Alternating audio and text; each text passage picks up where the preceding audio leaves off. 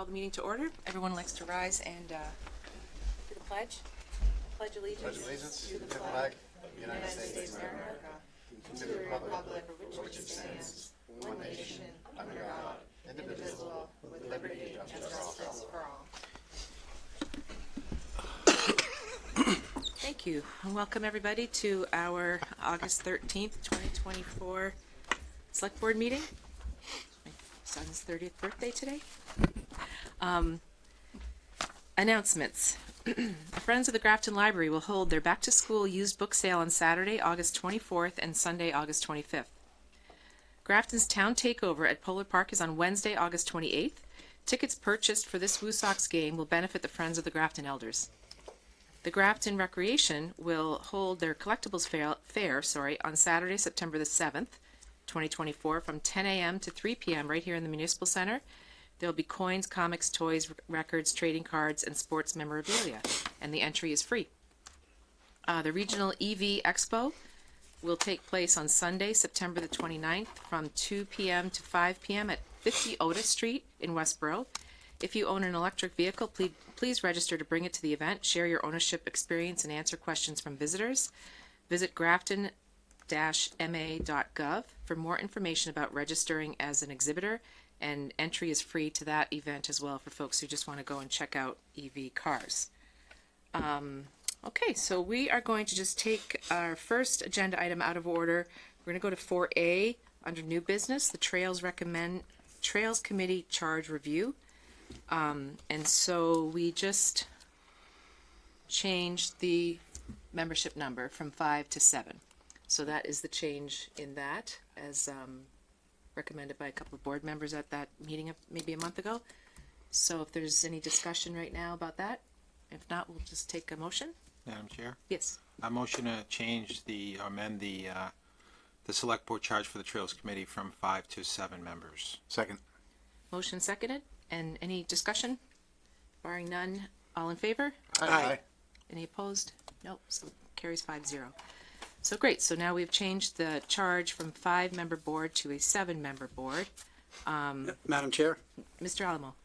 I move the board vote to appoint Lauren Eppinger and Derek Mulligan to the Trails Committee. Second. Motion made and seconded. Any questions or discussion? Only if they're here, maybe they want to get up and introduce themselves. Yeah, sure. So Lauren isn't here, and we did meet her last time via Zoom, but I do believe Derek's here. So if you want to, sure, Come on up, Derek. Yeah, go to the podium, or you can sit there, whatever you like. Hi, Derek Mulligan, 20-year resident of Grafton, live in the Highfields area, raised 3 kids here, and just looking for an opportunity to serve the town a little more than I have probably in the years that I've been so busy with the kids. So spent a lot of time in the trails with my kids, and yeah, just looking to see what I can do to help volunteer and help the town. Great, thank Awesome. you, Derek. Thank you. Appreciate it. Any questions from the board, Derek? I know that you were, someone spoke in favor of you last time at our last meeting when you weren't here. Yeah, pretty nervous. I appreciate it. Yeah, Matt.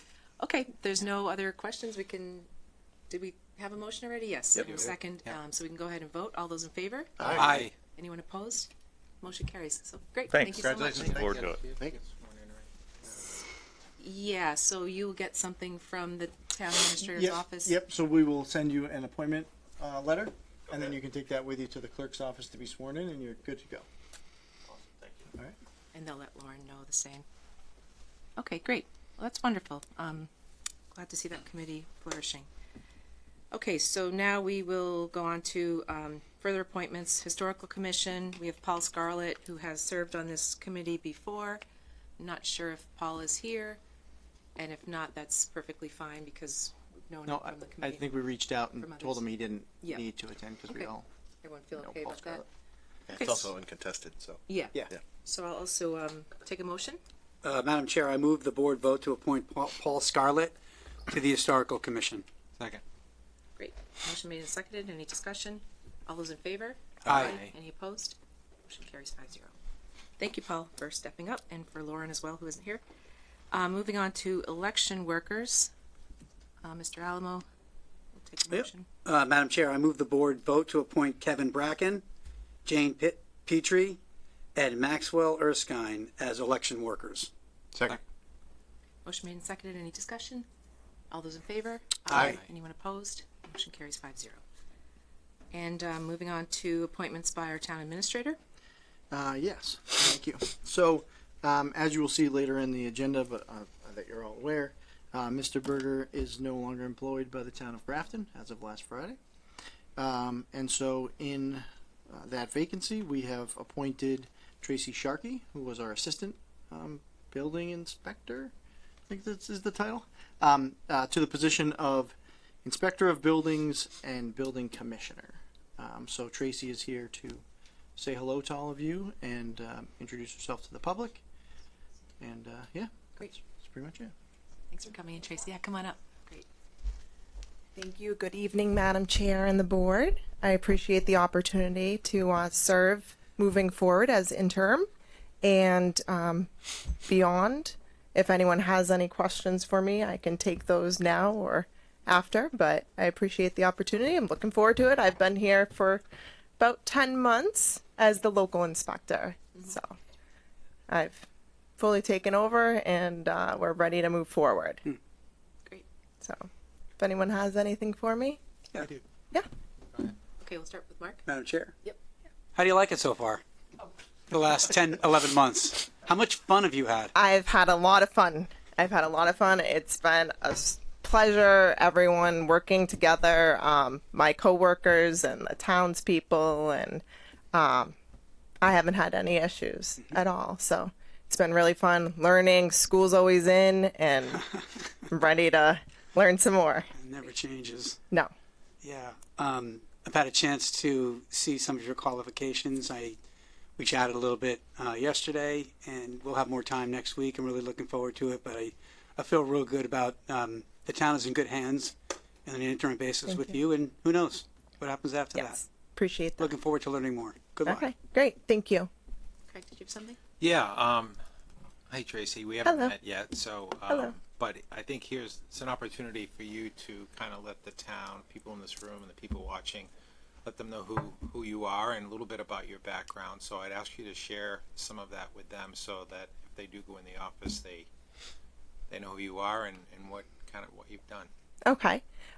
My formal background, I did biology and environmental science, so I studied there, and then from there I was real estate. So I sold real estate, developed real estate, worked for a construction company for about 17 years, and received all of my qualifications. I'm a registered sanitarian, as well as soil evaluator, Title V inspector. So I did a little bit of everything and did a lot of permitting and problems towards the end of my time at my previous employer. So So do you have the Mass Building Code memorized by heart? it's about to change. So it's kind of not worth it to memorize it, but I really love all my books. So I'm looking to get some more books, but yeah, the books need to be very handy because no one really can memorize it. And then the 10th edition is on its way. So then that'll be a whole different learning experience. Okay, great. Thank you. Thank you. Madam Chair. Andy? Oh, sorry. Go ahead. Just go down the line. I was actually going to ask the same, so that give you a chance to share some of your qualifications and credentials. But thank you for doing so. We've also, in your brief time here so far, heard several good things. So looking forward to continuing the good work. Thanks for stepping up. Thank you for the opportunity. Ms. Sharkey, thanks for stepping up and agreeing to do it. I wanted to just kind of pile on to Andy's commentary. We have received some good feedback from resident interactions, so thank you for that. Okay. You've got a busy office. And I'm just wondering, just operationally, should we expect any bumps in the road? Do you need any consulting services or any sort of add-on? Is there anything that the board or administration can do to help support you during this transition? Yep, we did reach out to a couple contacts, and we are going to work through just for the time period when we're down one person. So we are probably going to do that so that we don't delay too much, but we are still within our 30-day windows for approvals. Great. So Okay. it's been 2 days, so but we are very busy, so I appreciate that. And yeah, I think we're looking into that as a temporary fix. Fantastic. Okay, good. Right, great. Madam Chair? No, thank you so much for coming in and for sharing your background with us, right. and welcome. And again, if you want to reach out, if there's any concerns, I look forward to working with the townspeople, you know, ironing out any issues and, you know, customer service. I was in customer service, retail sales for a very long time, so I kind of can empathize and I understand the need for that elevated service. So, You have an impressive number of please. hats that you wore. yeah, so Good for you. have a good evening. Great. Thanks, Thank you Tracy. very much again. Tracy. Mr. Alamo? Madam Chair, I move the board vote to affirm the appointment of Tracy Sharkey as the interim inspector of buildings and building commissioner. Second. Motion made and seconded. Any further discussion? All those in favor? Aye. Anyone opposed? Motion carries unanimously, and thank you very much, Tracy. Welcome. A second welcome, I guess. Okay, so we will now skip over, we'll go down to 4B, the road closure request from Grafton Recreation relative to the event on the Common on the 20th of October, I believe it is. It's the Apple Pie Social.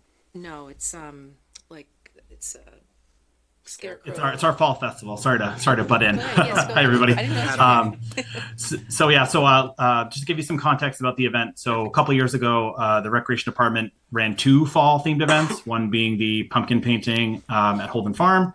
The other one was scarecrow decorating. Last year was the first year that we merged the 2 events together on the Common. And we had about 450, 500 attendees last year, which is really great.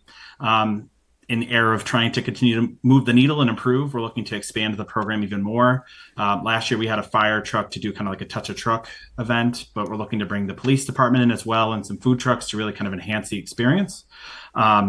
So our request for road closure was more just for safety of patrons. Like I said, we did get a lot of people last year, so we're looking to kind of have the ability to close that road. I have gotten some requests and some comments from people from the Congregational Church about traffic.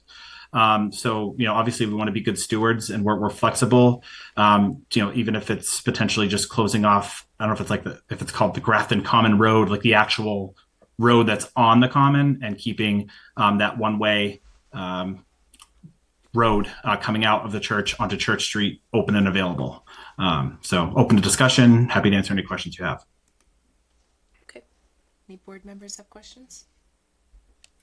Yeah, I just wanted to confirm that you reached out or you spoke with someone at the Congregational Church, because it was brought to me that there were, you know, they weren't aware. So that's all fine. Yeah, we did reach out to all the churches in that area just to let them know, one, if they wanted to be involved, they're glad to, and I think that's kind of where organically the concerns came up. So we've been able to address them, and again, we're happy to be flexible and make things work for everybody. So yeah. Okay, thanks, Adam. So, Madam Chair, Did you want to be? Yep. I just wanted to point out Yeah. we have Did you want to be somebody- recognized? Come on up. Could I speak? Thank you. Yeah. Good evening, Madam Chair, and all of you. I think I voted for most of you. So cool. Oh no, most. I'm Reverend Dr. Barbara Therese. I'm pastor at the Congregational Church of Grafton. I started serving here on October 27th, 2018. So I've been here for about 5.5 years. It came to our attention, and I'm waving to you now that you are Adam. Mr. Adam LaPointe. Adam Lapointe. Adam Lapointe, and the new Department of Rec person. That's him. Oh, Yes, I'm the director. Hi there. You're there too. Hi. Hi there. Oh, I like your backdrop. Yes. Thank you. I'm not a villainous. Our concerns, and I speak on behalf of our congregation, is that the proposed road closures, the entranceway off of Millbury, and the egress back onto Church Street from 10:30 a.m. to 2:30 p.m. would necessarily require that we cancel services at 10 a.m., as well as our second tenant, the Voices of God Ministry, who come at 12:30 and use our sanctuary until 2:30. That closure of those 2 entrance and egress ways would cause physical harm, spiritual harm, and economic harm. We have people who are differently abled who absolutely need to use the parking lot and that entranceway, both to drive in and to drive out. We have a baptism already scheduled for that day, and that particular day, August 20th, 2024, is the first day of our stewardship season for the 2025 season. So I would graciously request that the board members reconsider the closure of that one street entranceway that goes past Kids on the Common, enters into the church's parking lot, and the other egress that then goes down toward the south portion of town. That is Church Street. That is my request. Makes sense. Yeah, thank you. Any questions? Oh, go ahead. No. Madam Chair, I just was thinking, Adam, sorry about this in advance, but I think we should just withdraw this request Okay. All right. at this time. I think Is the library open on Sundays? No. no. So could folks for your It event? was more. I think I to go more into. I think Adam's heart is in the right place. He's trying to protect the public safety of Yeah. the amount of people that we're going to have on the common. But I don't think either of us, nor the board, wants to create any kind of hardship for the church and their services, regardless of what time on Sunday. So I think Adam, let's get together and we'll workshop that a little bit. Now that we know that there'll be an impact. Just one question. Is there, are you really locked into this Sunday, the 20th? I mean, Yeah, we've started to market and stuff, and I mean, you it's know. still early.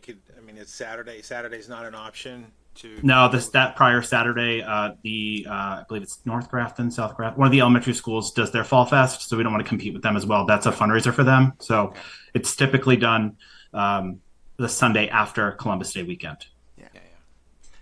Completely understand. Sunday. Yeah, and like I said, we're just trying to expand the event, and we obviously want to support our neighbors, so that it's Yeah. not a problem. We can absolutely we're rec. We can be flexible and make it work, so that's not a problem. So I'm happy to support whatever can be done. Thanks, Adam. Well, thanks for your thank you flexibility. Madam you. Chairperson, board members, bless you, and thank you. Thank you. Thanks so much. Okay, so we will pass over that request, and which brings us to the Veterans Advisory Committee report. We have Justin here for that. Thank you. Hi, Justin. Good evening, Madam Chair, board members. How are y'all doing? Great. good. Great. So I have a lot to cover. I actually have notes this time, and it's typed up. No, you don't have to do that. Just summarize if you want. It's fine. So Veterans Advisory Committee and the trustees of Soldiers and Sailors have been pretty busy last year. It's going to carry over into this year. Last year, just a couple of the highlights.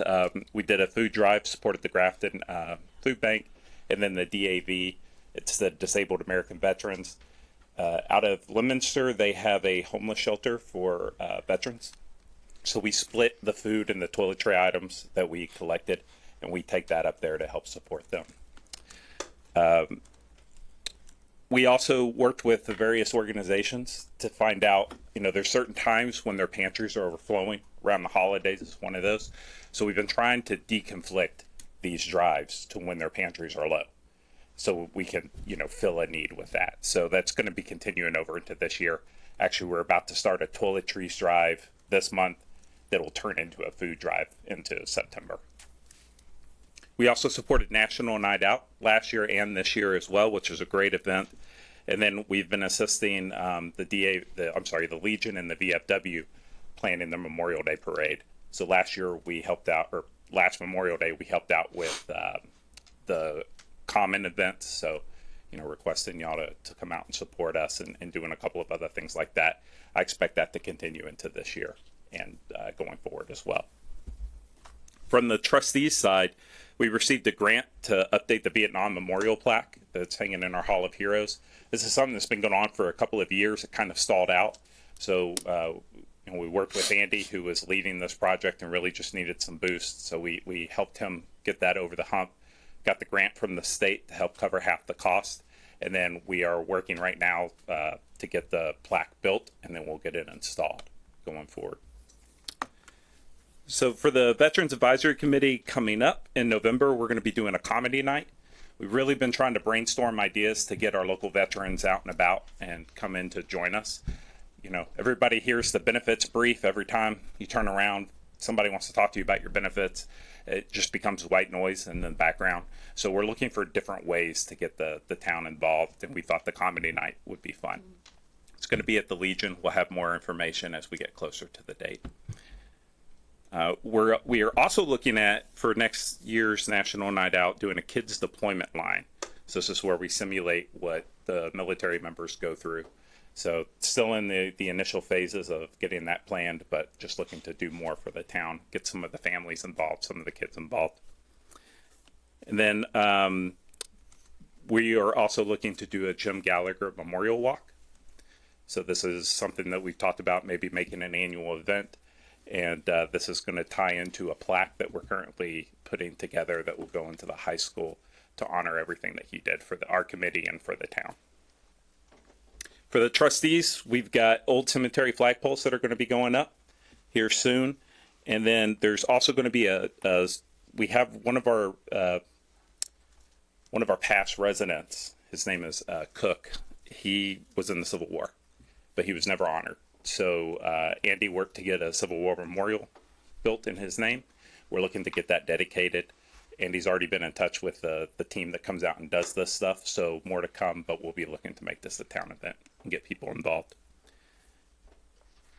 And then the last thing that I want to talk about is Gold Star Mothers. So Gold Star Mother's Day is coming up. I'm actually going to read just a little bit of history of what Gold Star Mothers are, and then our request for the town and for the select board. During World War I, family members would wear a black armband with a blue gilt star to signify that they had a family member serving in the war, with a number of stars representing the number of family members. When a family member died, the blue star was replaced with the gold star. Grace Seibold was one of those many mothers who lost someone that they loved, their son, George Seibold, who was only 23.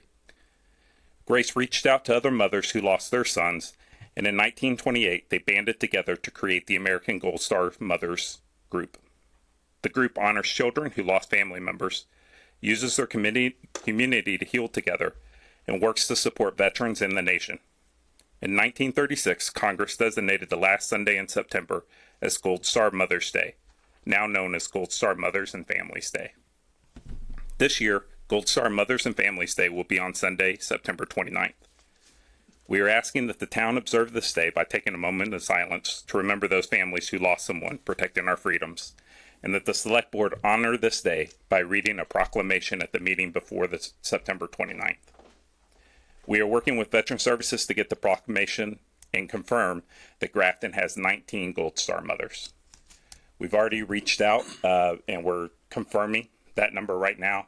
We've also ordered flags and flag markers to mark their gravestones because unfortunately they've all passed. So we want to make sure that we honor them. Any questions on the Gold Star Mothers? So this is something new that we're trying to do for the town. So you don't actually have to read it on the day. It just needs to be the meeting nearest to before the day occurs. Justin, did you say that there is a proclamation already created for the event? We are working that right now. Okay. So, and I'll make sure to get it onto the agenda beforehand. Yep, and just let us know if we can do anything to help Yep, with definitely. The last thing outside of Veterans Advisory and the trustees group is the 4th of July parade. It was a great success this year. We had a lot of people and a lot of people that came from out of town, which was huge. That was one of our things. If you remember last time I was like, I want to grow it. I want to be bigger than Worcester. So we're slowly getting there. We've had a lot of people from Millbury, Shrewsbury, Upton, Milford come in and celebrate with us. So it was a great success, looking to build on that for next year. Anybody have anything from the board? Go ahead, Mark. It's amazing work that you do. It's incredible. Thank you. And we're very, very lucky to have you doing that work. Thank you. These people, some of these folks are forgotten and maybe not even regarded in everyday life because we're just busy and doing stuff. And it's just amazingly wonderful that you're giving of yourself and contributing to the town in that regard. So thank you very much. Thank you. The committee does a great job of supporting the town. And, you know, what we do ask is in order for us to reach out to veterans, we have to have them reach out to us first. So if you know any veterans, if there's any veterans that listen in, please reach out to us. We're not going to call you every day. We're not that kind of group, but we want you to have our information so we can help. I do have a question on the comedy night. Mhm.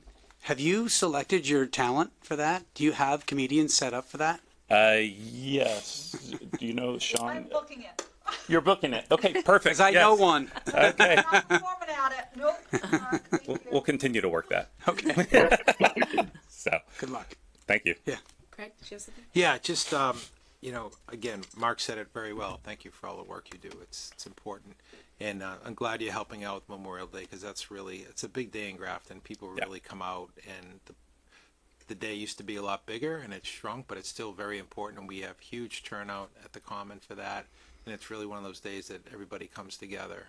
And I know they need the help. So it's great that you folks are helping them with that because it's an important day for the town.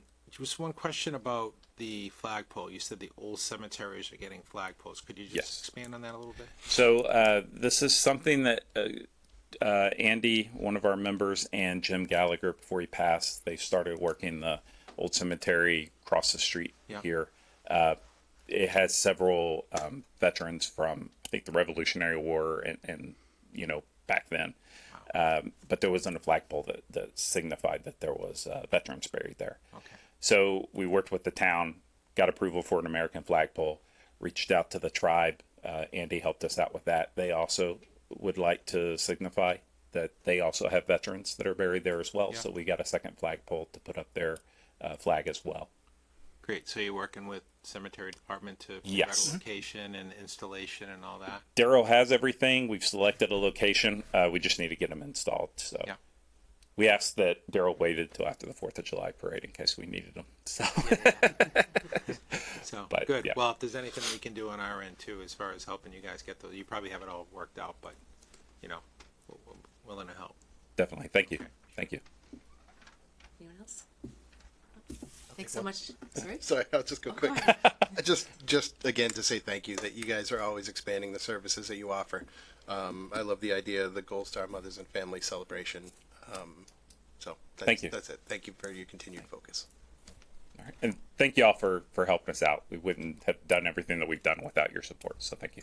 Thanks. Thanks so much, Justin. Thanks to Have a the good night. committee, the entire committee. Okay. Great. So moving on to the cable. I was looking at cable and oversight at the same time. The Cable Oversight Committee report and charge review. So we'll start with the report.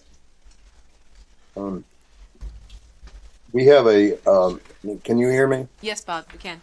Okay. We have a quorum, so I posted this as a meeting, Okay. so I have to call the committee meeting to order. I suppose I'm supposed to check and see. Person, are you there? Can you hear? Apparently not.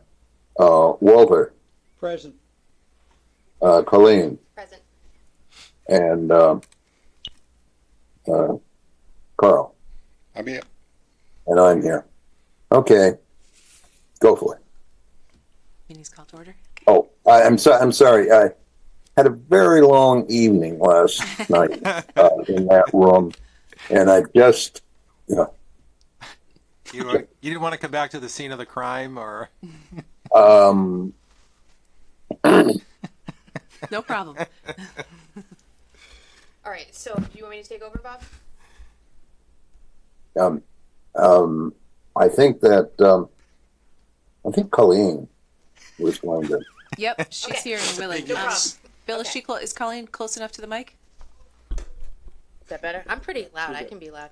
Just want to make sure. So we sent you guys a letter telling you that we were going over our charge and found that one of the lines were a little vague, and we discussed potentially changing the membership, and we wanted to bring that to you guys to get you to weigh in and see what you thought about that. So I guess we'll start there. Okay, so we'll look at the charge review first, and you'll do a report after? So I'm not prepared to do a report Okay. necessarily. I don't know if Bob was. That's okay, we can talk about that after. So, okay, we'll look at the charge. Evan, did you have anything on the charge? Sorry, putting you on the spot. No, I figured it would just kind of come out in the wash. Yeah. But, Okay. So, I guess I'll start. So I read the change in the charge and the kind of the reasoning behind it. As far as the membership goes, I don't mind if staff is a non-voting member. It does make an even number. As you know, we don't like even number committees. But a non-voting member, I think that kind of negates the reason why you want an odd number. So you don't have a vote that's even, right? And then you can't move forward in either direction. So I'm fine with if you think there's a value to putting Bob in this case right on the committee. I don't have a problem with that. If that's what the intent is. So there was some discussion among the committee about that. We ultimately decided to go in that direction, but some of the concern that was brought out was previously when I was up there, we've created charges where we put department heads on there like the town clerk, and they didn't want to participate. And it doesn't force participation, so there is just something for you guys to consider about that, whether you want to actually do that or not. I mean, I don't necessarily think it's the best policy because there probably can be some if there's members missing or if there's something, I mean, it's his job, right? So he obviously wants to keep his job and, not put in a position where he's going to have to vote and maybe upset a member that may have, So the non-voting part would eliminate that. Yeah, But true. again, That's true. forcing anyone to be a part of something on a charge yeah. isn't necessary. I agree. I don't think it's necessary. Yeah. But it was something that the committee agreed to approach you guys about Right. and let you guys weigh in on. I'll let everybody else weigh in on that. As far as the purchasing, to me, I think, and I understand there's been some problems in the past, but I think it's important that it stays the way that it currently is. I don't think, we do it on I know you put in there about consistent with the town side, that $5,000 thresholds, but that's for departments that, that are working through Evan, and there's another set of eyes and ears on if we're going to buy something for $3,000 or $4,000. This is just this is a separate committee, and there's a lot of money that floats around cable. I mean, the money that's generated. And so I think it's good for staff to put Bob in a position where he's buying something and without any oversight. I don't think is good for him professionally in his job. And I think it's good to have people that reside in the town to approve that. It just gives coverage for Bob. It's another set of eyes and ears. And hopefully, I had heard that there was some problems before, but I'm hoping that doesn't happen anymore. And Bob makes a good recommendation and you're able to say, hey, that makes sense. We want to spend that money, and it's cable money, but it's town money too. And we want to do the right thing. So I'm not for changing that because I just think it's important both for the committee and for staff to have that extra set of eyes and ears on it. It's just protection for both, I think, for me. I think having the $5,000 threshold or a threshold that you're comfortable with is important because the way it's working now, it's a problem. It's created a problem that needs a solution, and that's why we're here. Okay, well, you didn't say that. So what's the problem? Were you familiar with the memo that was sent back in June?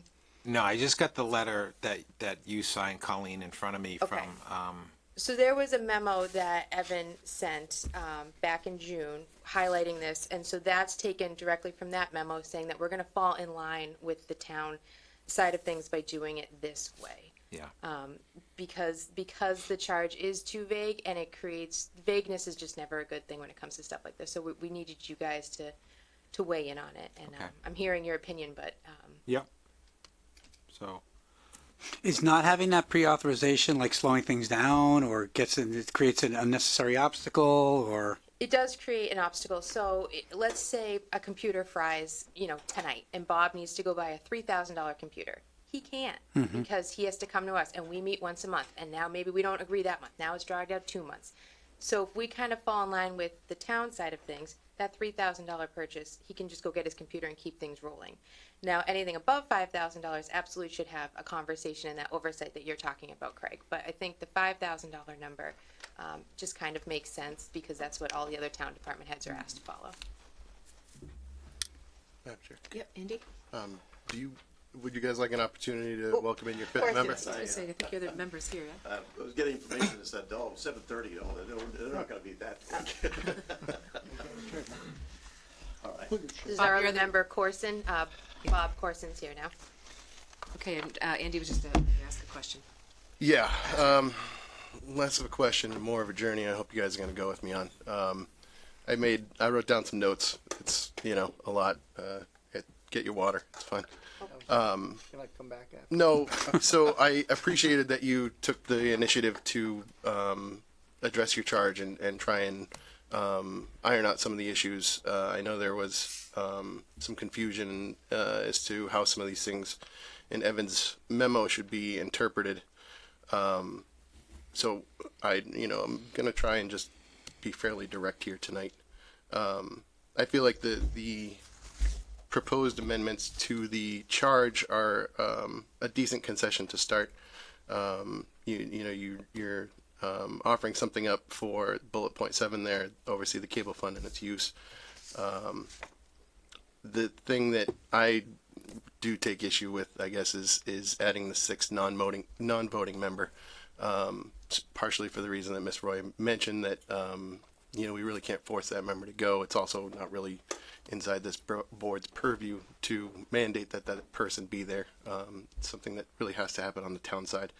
And it's not something that we expect of our other committees that are staffed accordingly.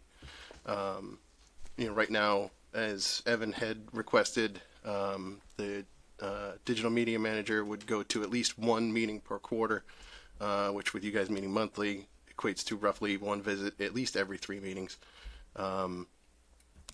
It seems like a reasonable request, though again, I would note that we don't offer that type of flexibility to other department heads. So, it's definitely an effort on our part, or on the town's part, I guess I should say.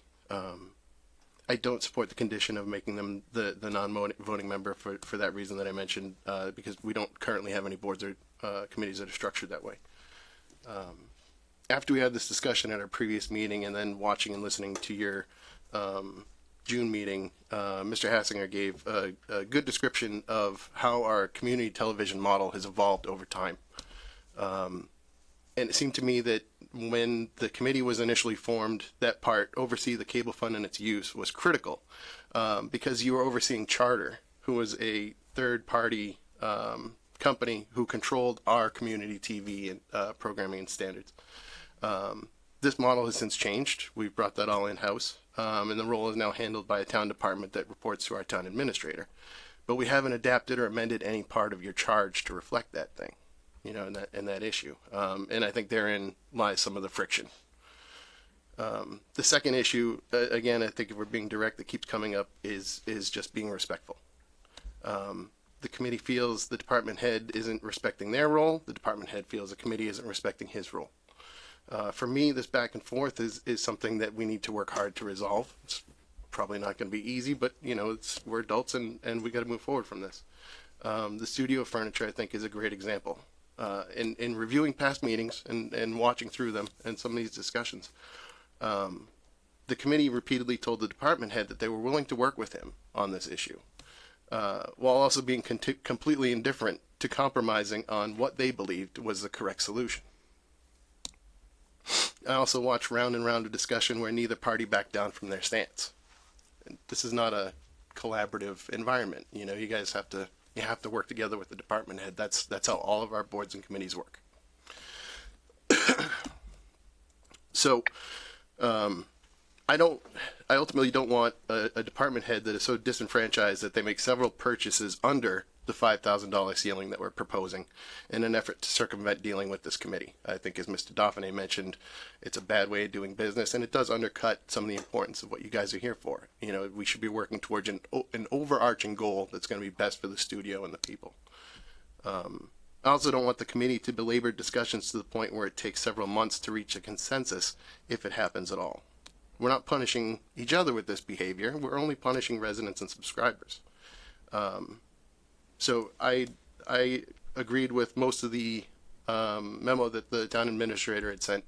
I'd like to keep the charge as closely intact to that, and I hope that some of this discussion has helped better define the lines and what I see as the overall issue between the two parties. May I? Yep, go ahead, comment? Bob. I don't think that we refused or were unwilling to compromise. We had a conversation going on. I expected it to close out at the December, I think it was the December meeting. And a couple of days before that meeting, all of a sudden, he wasn't coming. Bob Patoma, well, it was resigned and not coming and handed me the meeting. So we were, what could we do? But anyway, I don't think that the characterization that we were blocking that or refusing to work with him is at all correct. Madam Chair, through you. Mr. Hasingham, when did the conversation about the studio furniture first appear before your committee? I don't remember. It was in the fall. I would think it was October, but there wasn't. I'm not sure that there was any proposal for particular furniture at the first time around. In any case, when we first saw what was being proposed, I said, maybe this is an opportunity to do more, to do better. And the proposal, my recollection, which could be wrong, was that the proposal was for something like a $3,000 package. There was dialogue back and forth among some people, maybe some that aren't here anymore, about some of the possibilities as to alternatives. Hey, let's think about this. This might enhance the station more if we went further and did more. Then we had the December meeting, and we haven't been in the loop since. We discovered that I think he ended up buying something like an $8,000 package, which was better than what he had proposed, or at least certainly more extensive and answered some of the problems I had, for example. Okay. Okay, thanks, Bob. Anyone else on the board want to weigh in? What is the limit now? The current limit, like monetarily, that No limit. It's even down to light bulbs. Yeah, I've heard that referenced where if a light bulb needs to be changed, he needs to call the chair, which is problematic in my opinion. that's the process that you call the chair to get. I don't think that's been happening It's just an example you've given me. for quite a while. Way back,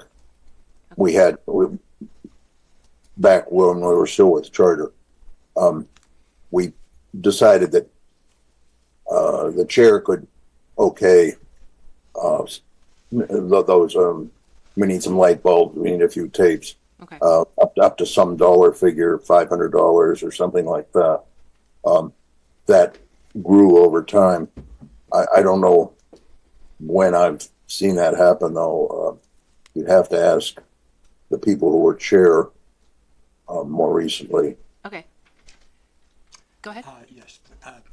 I've shared with you when I first came on, applied for the position. I have more than 40 years in video production and all that. So You speak up. One of my as a new kid on the block, and obviously someone who is objective at this point in time because I haven't been absorbed in on it yet, but it seems like we're in a quandary where it appears as if the committee may be then having to or being given the responsibility to actually run the entire operation. If that committee is going to be dictating and overseeing the expenditure of everything that happens, apart from the person who's managing the operation. Think of it in terms of a corporation where you have your president and CEO runs the operation day to day, and your board is more strategic and empowering in the background. At least that's the way I was approaching it. To come up and basically dictate that everything that the manager would have to do in terms of expenditure, get approval from the committee itself. Now we get ourselves into a bind where we're looking at a table. Next thing it could be a camera, next thing is a computer, and the committee now suddenly has all that knowledge and expertise to dictate and identify which piece of equipment is what should be used as opposed to it. When there are larger issues that we need to be addressing as a committee in terms of programming, funding, things of that nature. So that's my approach is that I think we do need to resolve this and be very specific. Craig, what you were saying about keeping it the way it is, I think it may also be good for maybe particular people like me and other new people in the town to understand, well, what has that policy been? Is it that the committee is approving every expenditure that the manager does? So I think we need to be very clearly defining what we're looking to establish here in terms of a resolution, and I think that will give rise to that resolution. Makes sense. Yeah. Mr. Wyman's had Oh, his hand sorry, up go for a ahead. bit. Yes. A few things about the history. My recollection of associated with this issue with the table started out initially with someone suggesting there's a need. We have to have some piece of furniture for the studio. I think it'd be a good idea. So then it was as a proposal. Okay, well let's look into that further.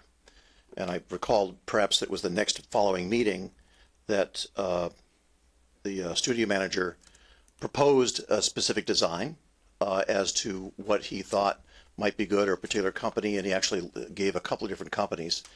And that was our first exposure of seeing what things that were proposed as far as options. So we looked at the details, we tried to evaluate what we thought that might be good and so forth. And this is where Bob was thinking, well, maybe we should have something that may be a little bit more expensive, something that might be a little bit of a different design and so forth. So this is where we were brainstorming and thinking of what might be a good alternative. So then when the second meeting came around, the next meeting, I prepared a number of different options with some very elaborate ones with lighting on them and other things. And that was when the studio manager didn't come around anymore. He wasn't there. And we wanted to present this as an alternative to what he proposed.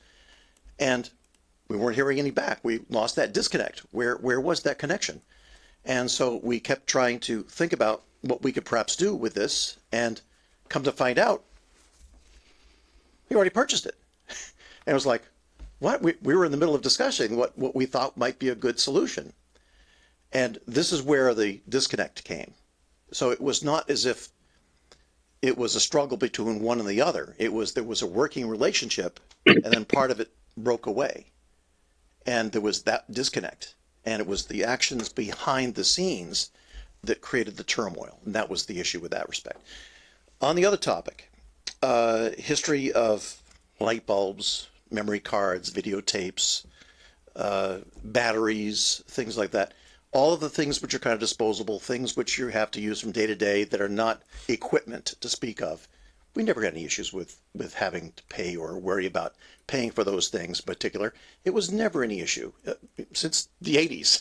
So that never came into play. But if it was an actual piece of equipment, not something that is disposable, that kind of wears out and you have to just keep replacing them, that is where we want to be in better control of, because it's not a function of just simply saying, this is what we should probably buy, and it's only a couple of $1,000s, let's get this, and you just purchase it. We look at it as from the point of view as how's that going to integrate with other things that we have, other things we may want to integrate with that, and how it will interface with other pieces, because you'll get imbalances that'll occur on different brand names and different equipment. You can attest to that. If you have one product that may be Shure mics versus another kind, you're not going to get the same kind of effects. So the point is that you have a plan as to how each of these smaller dollar value items will develop into a whole. Sure. So this is why we went into the trouble of trying to micromanage, as it were, each of these smaller pieces to affect what would be the whole of what the effect was. And to some degree, that is what we've done for decades. And we still have handled it that way. We didn't find there was anything wrong with handling it that way. And we're seeing it from a different perspective than any of the other departments. And stop me if I'm wrong, Bob. Well, I might stop you. Okay. I'm a new person, but what I just heard you say is that the committee doesn't trust the department head to know if the equipment's going to match each other, and I don't agree with that, and I don't think that's a fair statement to say. Well, we look at all of the information. We compare between the different systems, and we evaluate and look at them to the best of our ability. And if we can't get that, we basically will invite some others to come in that do have some expertise in it to assess what they feel might be a better adequate fit. So it's not solely just us that is necessarily providing that input. Go ahead, Bob. Actually, so Bob, did you have something specific to the charge? Okay. This Bob? Yeah, I'm sorry. Did you have your hand up? Now you've made me. No, that's okay. And I was Okay.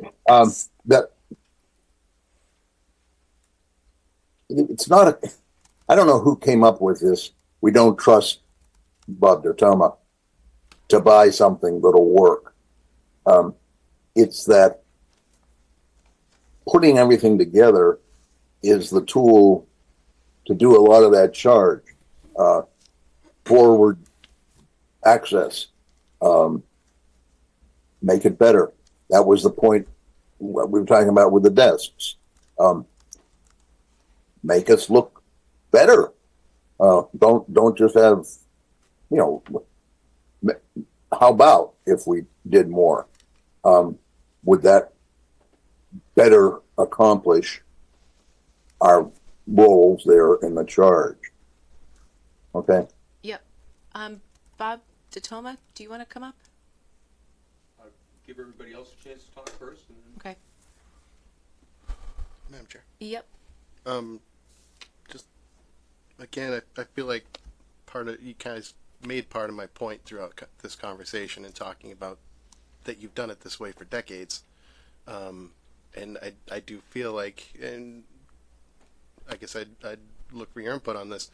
Things have changed in the structure of how things function now that this has become an internal Grafton department, as opposed to coordinating with charter and things like that, where that oversight needed to be larger, I guess, for lack of a better term. So, I mean, I guess how would you kind of respond to that? Because having said right, this is how we've done it for decades, but we haven't.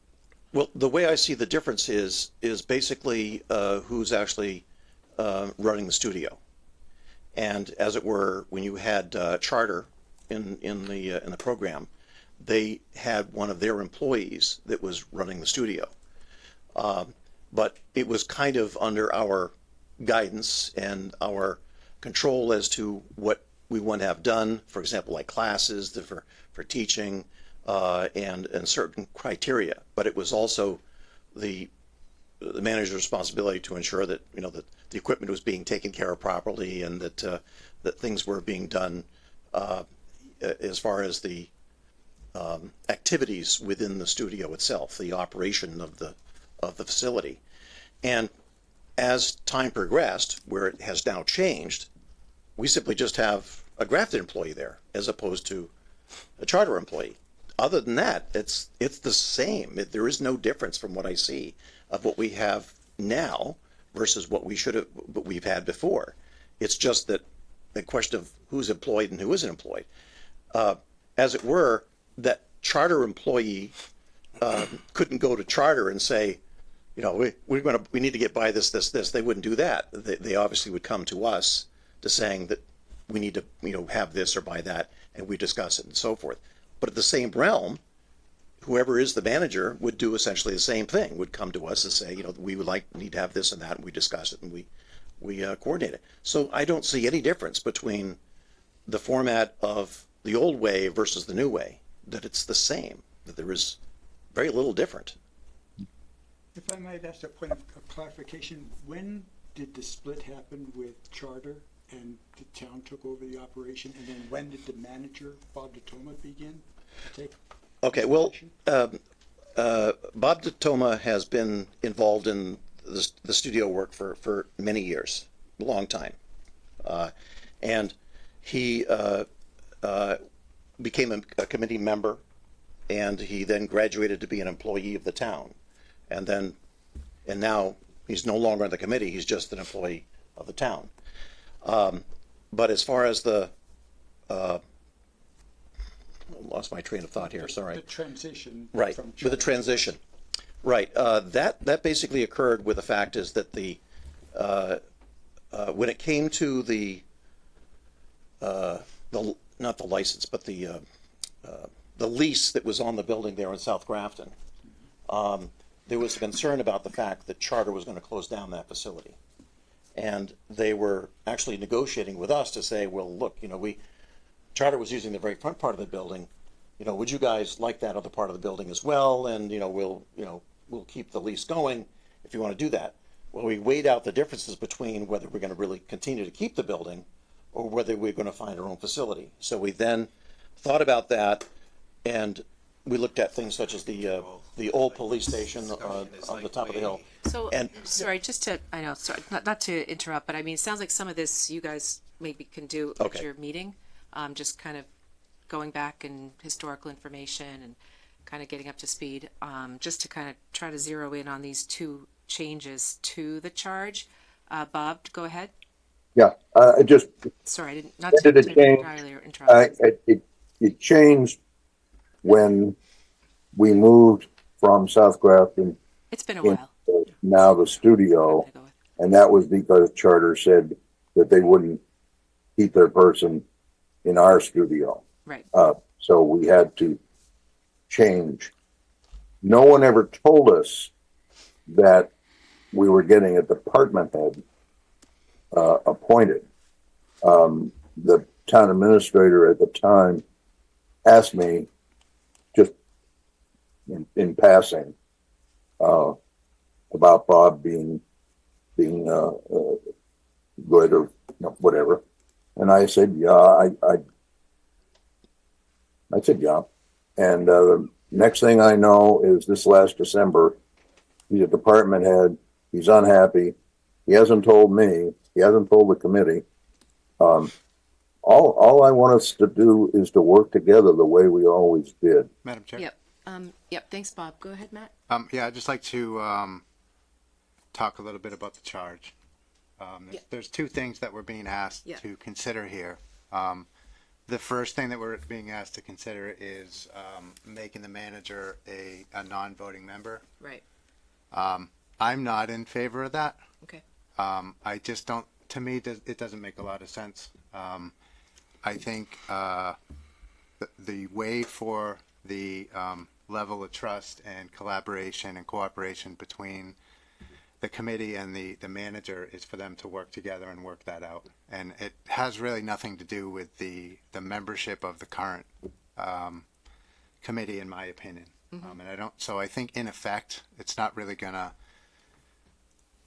produce any significant result that's gonna benefit the committee. That's my opinion. I think what would is a good honest effort between the manager and the committee members to work together. I'm very sympathetic to the idea that we need more specificity in terms of the budget oversight. I think that's a really important one. It is vague now. It's clearly causing issues. The way that I see this is things have changed significantly. We have somebody who's is hired by the town, somebody who has a manager who is also in the town. We have so much more budget visibility now than we have ever had. We have a seasoned manager who's been in place for many years.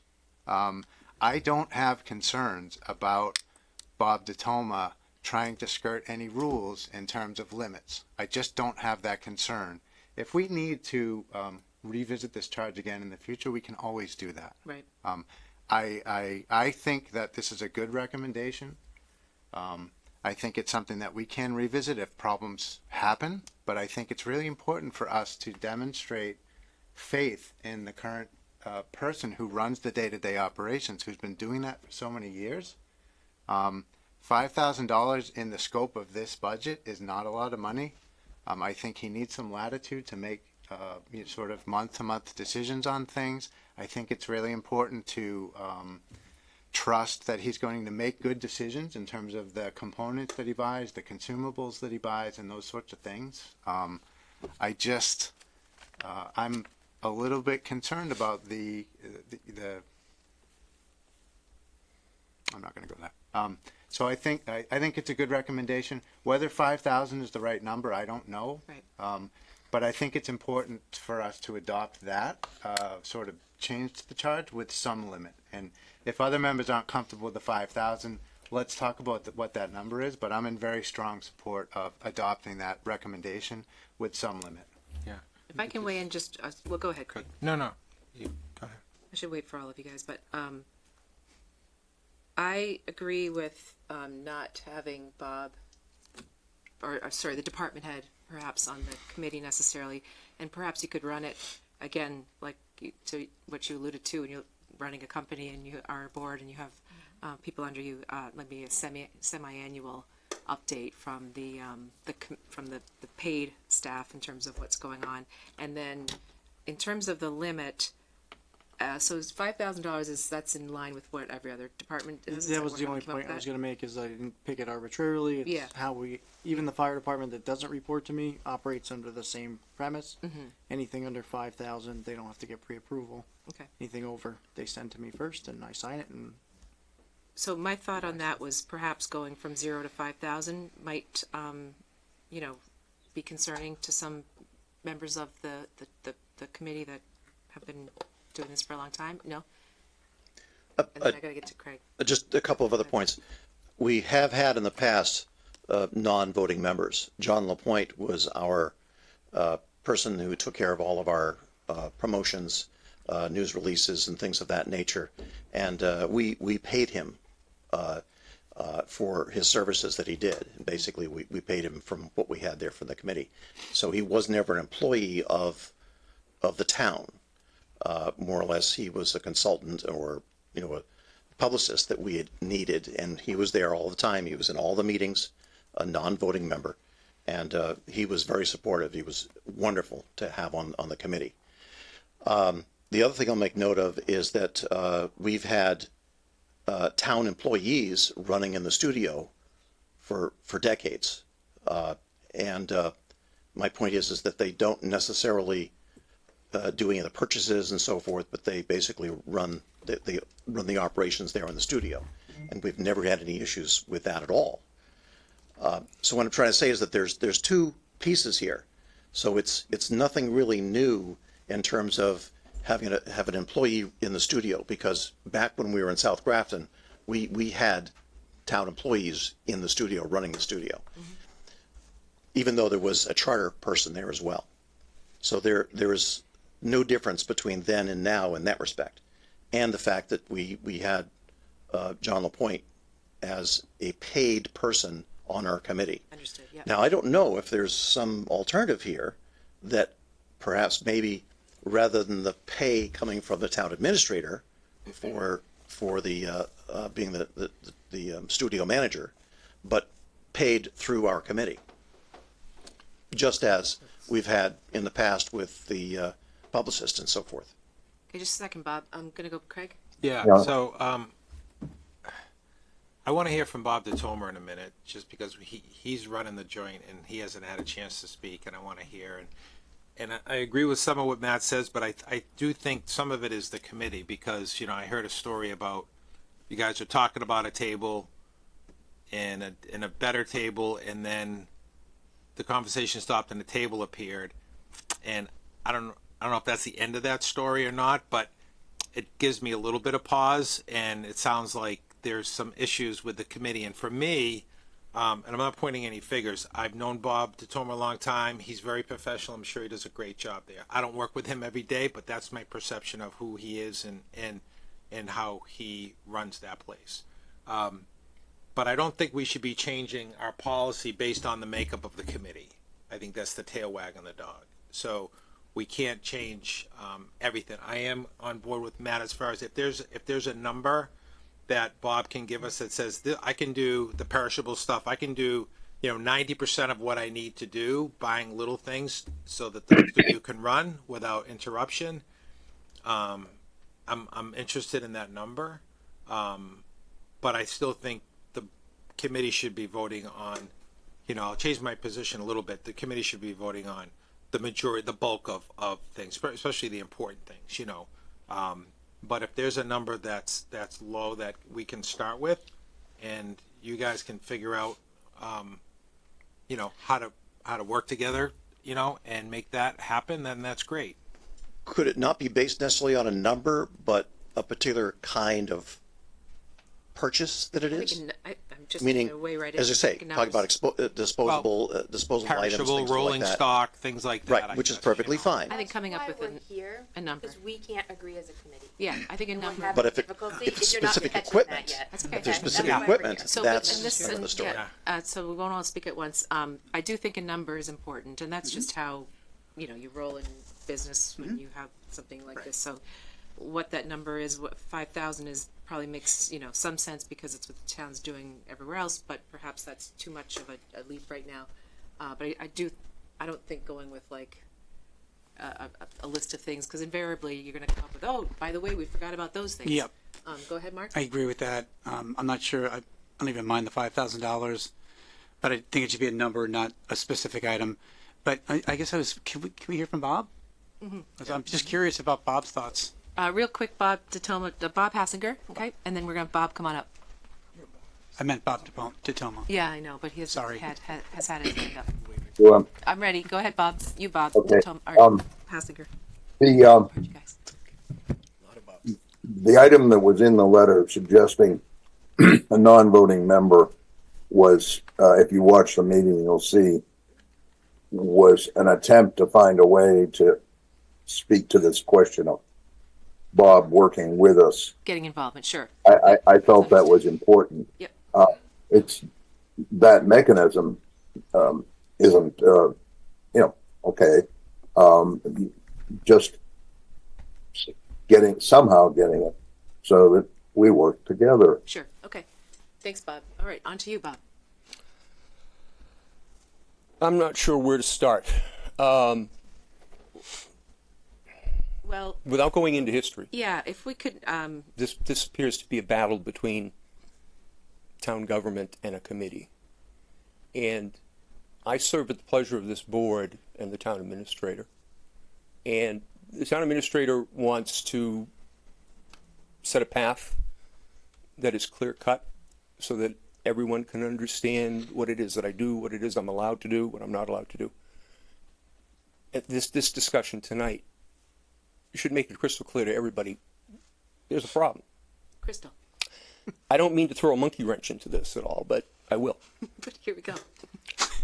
On March 16th of 2021, this board, by unanimous vote, appointed me the PEG Access Coordinator for the town of Grafton. And that's written into the contract that I have sole authority over all procurement. And sorry, what was the date again, Bob? March 16th of 2021. Okay. So it's hard to understand the push and the pull between how to proceed. I clearly can't steer any of the decisions here, so I'm relying on you and the committee to reach common ground, and then I have to carry out whatever's decided on.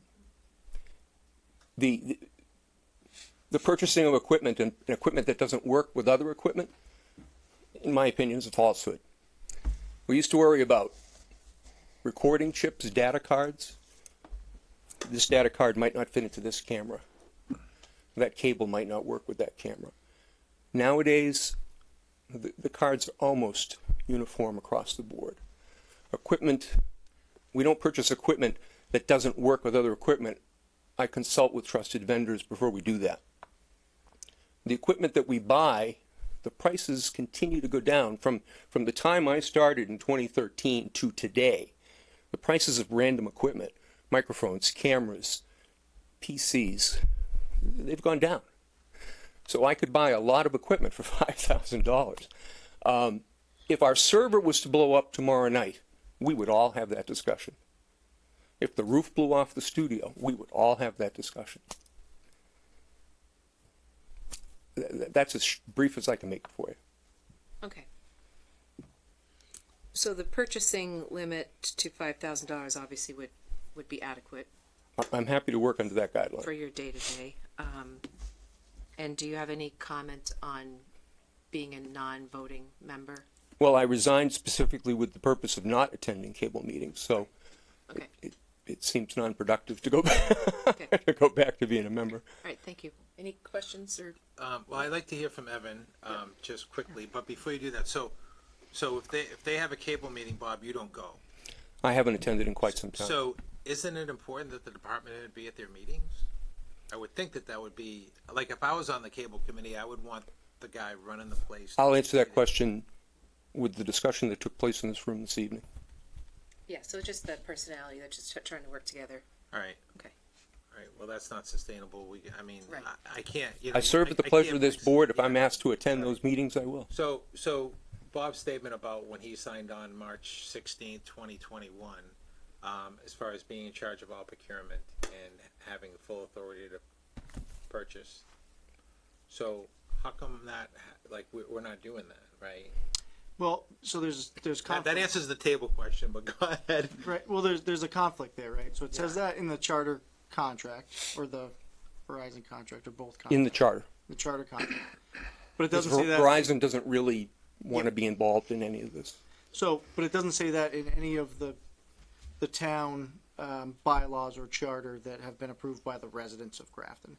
So I think that there's probably a gray area there since it's not our document. Although I think, you know, if we were going to court, which nobody's going to go to court over this, but I think Bob would prevail because it does say that. Look, the underlying thing here is there's rub between the committee and the department head. I think we've been trying to make some concession here to make this whole thing work. You know, but ultimately my intent and the reason I wrote this memo is to make the cable committee operate, not the cable committee, the cable studio and department, GCTV, operate as similarly to every other department head and every other financial transaction that we have in the town of Grafton. So when I got here in 2021, we rewrote all the financial policies for the town of Grafton. That was something that I was charged to do. We did that and applied it equally across the board, except for the cable committee. So all we're trying to do is bring that in line, give the department head some autonomy and some oversight and some ability to pick the tools that he uses on a daily basis to do his actual job, within reason. And to me, that reason within reason is $5,000. You know, when Daryl needs a weed whacker, I don't tell him what kind of weed whacker to buy. He gives me a PO, I sign it, and he buys the weed whacker that he needs because he's the guy doing the weed whacker. Sorry, Daryl. You know, we don't get into that level of minutia, because you paid an expert or a staff member to learn and to do the job. That's what this comes down to for me. That's why I wrote the memo, and that's why I see it the way that I see it. So regardless of the, you know, what's going on here, you believe that this memo that Colleen sent us That's a different memo he's referring to, but this charge. I wrote one memo, Colleen wrote another memo. Okay, Pay And I more referenced attention. his memo. Okay. his memo. Pay more attention to my memo. So A lot of memos. Yeah, memos everywhere. So I, you know, I don't. The board can decide with non-voting member piece. I would stick in my own mind. I think it's perfectly reasonable to say within, you know, the guidelines that the town has already set up for every other department and how we operate. Kind of makes sense. Okay. So I guess, so, And Yep, just one sorry. last thing. Yep, If we don't want to talk about this table anymore, but you know, the guy needed a table and it was at a standstill. So if anybody's to blame for the table, I'll take the heat for that. do what needs to be done sometimes, in my opinion, and Yep. maybe some people don't agree. Okay, Mark? Just, this might be a silly question, but to go from 5 members to 6, there's not a tiebreaker option there. So, but non-voting members, so I guess I'm a little The confused by intent that. was to try to have the department head Come to your come to our meetings. I don't know if we all agreed that that was the best approach, but that was what the majority wanted us to come bring to you guys and let you guys tell us if you agreed with that. Okay, Bob, last thing quickly related to these 2 items on the chart that we're looking to change, if you don't mind. Yeah, I think so. Okay,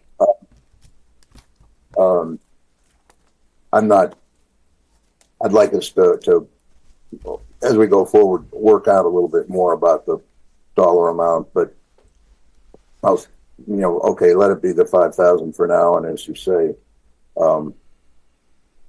we'll work on it as we go forward. The other piece was, Bob said if you ask him to come to our meetings, he will. Ask him to come to our meetings. Don't worry about membership. We used to have the charter person who was in charge of the studio come to our meetings for exactly the same purpose, to work out what we're going to be doing, how we're going to be doing it, and how we can make it better. So if you can do that, that would be good. Madam Chair, Mhm. Will you take a motion? I will. I move that we adopt the amended language to the charge, which includes oversee the cable fund and its use in accordance with the town purchasing policies, and keep the rest of the charge exactly the same. Second. So not increasing it to 6. Correct. Okay. And then, okay, I have a motion and second. Any further discussion? Just that, even though some of this discussion was probably uncomfortable, I think it was good, and I've come full circle on this. So, from where I came into this meeting, and thank you for all of your input. Appreciate it. Madam Chair. Yep. Bob, if you could continue working to develop that collaborative relationship with this committee. I'm not going to direct you to do any particular thing, but I think it may make sense for you from time to time to pop into meetings where it makes sense. Understood. Yeah. Oh, yeah, go ahead. No, go ahead. No, you go.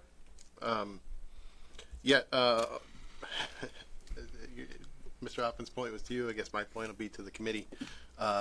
You all seem to sit here and agree that change is necessary and that you want this to be a collaborative thing and everybody needs to work together. I'm just going to remind you guys that you have the power to make that change, to make this relationship work, rather than just pointing fingers and say the other person needs to be the one, or we need to come together and do it. You all come together and do it. Yeah, so I'll just weigh in if everyone's good. Maybe this clears up with the purchasing power, the $5,000, it makes that clearer. And I think, as Craig said, I believe earlier, we can always look at this if it's not working, right, in 6 months or a year. And it makes sense to make it in alignment with the rest of the town, in my opinion, if we're going to come up with a number. And then I would also encourage you, Bob, and the committee to be open to, maybe quarterly check-ins with the committee, because again, for this to function properly, in my opinion, after hearing all this tonight, I think that needs to happen. So done with the table, moving forward, got a limit, that seems it's gonna meet your needs, and then hopefully, working together and coming to meetings maybe quarterly might help to meet the needs of the Cable Oversight Committee. So thank you all for coming in and for giving us a lot of insight. Appreciate it. Okay, so we have a motion and a second. All those in favor? Aye. Aye. Anyone opposed? Motion carries 5-0. Thanks. Thank you. Thank you all. If I start talking, I can't take that. Thanks, Bob. Long road. Bob's. Yeah, it didn't help me. Okay, so let's move on. We're considering pursuing construction of a new cricket pitch. And is that, I thought you were going to come sit next to me. I was like, what is happening now? recognize Ray Mead? Ray, do you have one of those Getting for a all little of us? comfortable over there. You can borrow that one if you want. Everybody can, apparently. Gotta say, I don't miss hearings like that.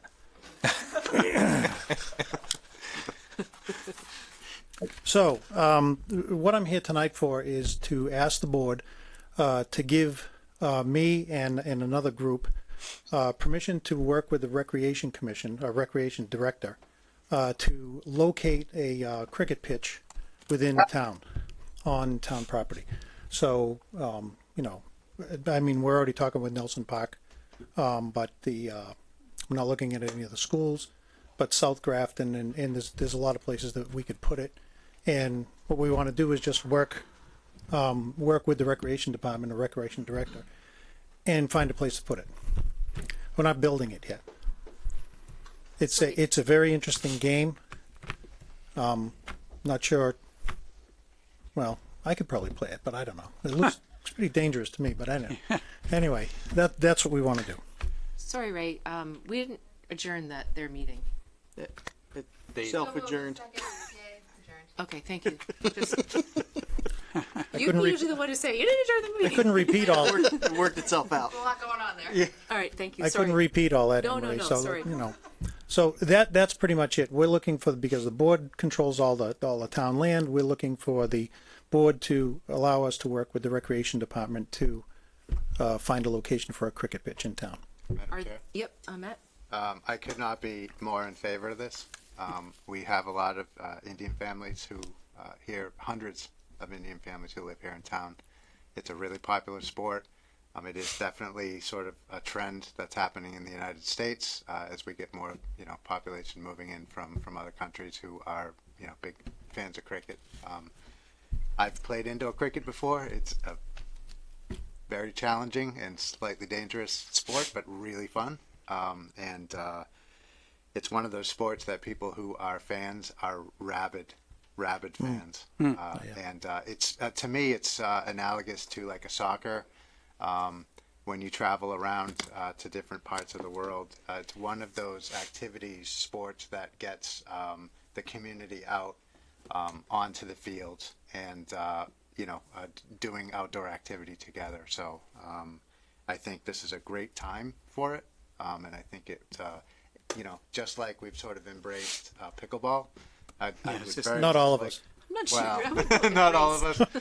I think it's silly, but that's very noisy. But other than that, That's okay. Whoa! Very noisy. Very noisy and annoying. Did I say that out loud? You I'm sure sorry. did, sir. He's back. Were you all set, Matt? Yeah, I guess so. Were they? I know that there's a big group that has played down at Ferry Street for quite a few years. And Airport Road too. Okay, so Airport Park. are they looking at that area or not necessarily? Yeah, the Just Ferry Street, anywhere? Airport Park, and there's a couple other areas Okay. that they're looking at. Yeah. Yeah, I've seen him play at Nelson Park Yep. years ago. Maybe not in the last couple Yep, of years. that's but they one of the things we're talking with the trustees about. Okay, great. so. Yeah, I was going to say that. How big, besides the It's the big. lane, whatever they call it? I'm probably not using the right terminology, but I how don't big? know. How big a field do they need, Ray? As far as because Well, somebody the pitch itself is 66 feet long, and then there's an outfield that's like 200. It's like that's what I mean. Yeah, like so a it's baseball, more like a about softball the field. Yeah, it's the about outfield, 200. right? It's like softball. Yeah. It's like softball. It's Yeah. pretty much Ferry Street. They set up on the back end where the hill is, where the development didn't happen, and then they face like the pickleball courts, and they use that entire area. Yeah. Would And it have I- to alter a lot of the field? Like if you were to put it at Ferry or Nelson or wherever, I mean, or one of the schools, is it going to alter?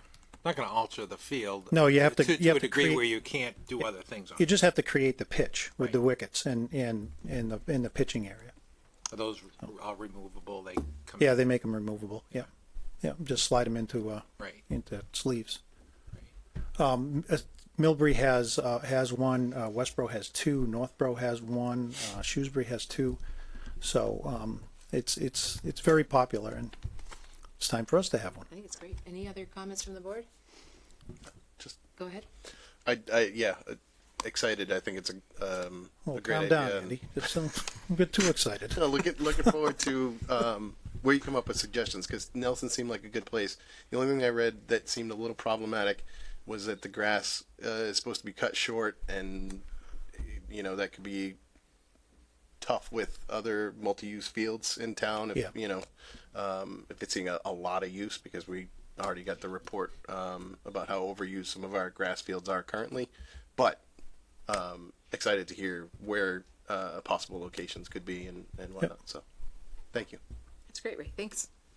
Okay, so we were all in agreement, so go forth and create.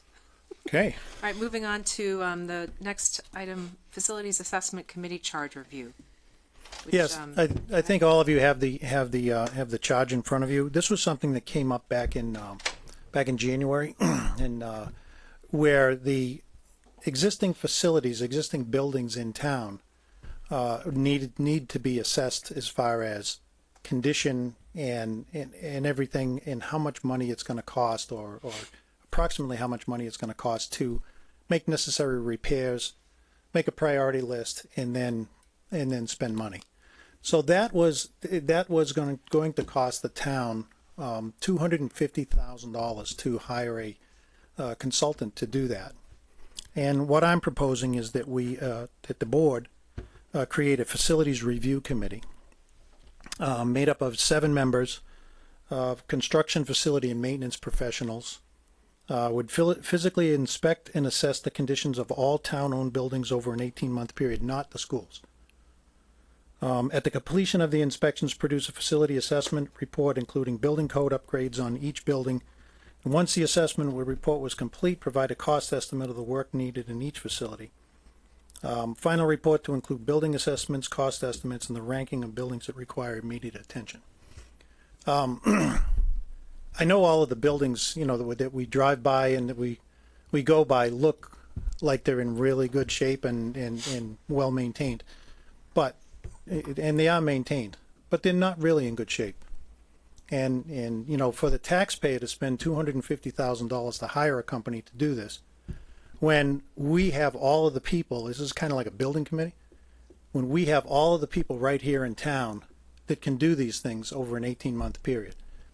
It's a long time, but it takes a long time to assess buildings and put together reports, so everybody knows where we stand on some of these buildings.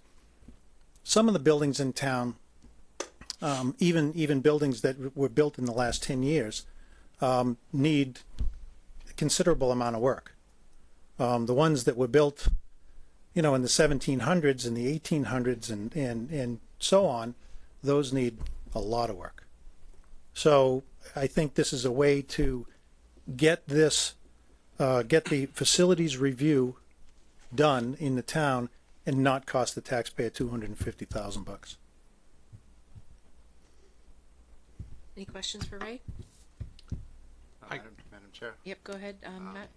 So Ray, I think this may make some sense. I guess my observation in looking at this is that it's going to need somebody like yourself to be the champion, the organizer, the sort of person who pulls other people in to do the work, probably who does a lot of the work of the reports and all of that kind of stuff. And because this is a lot of work.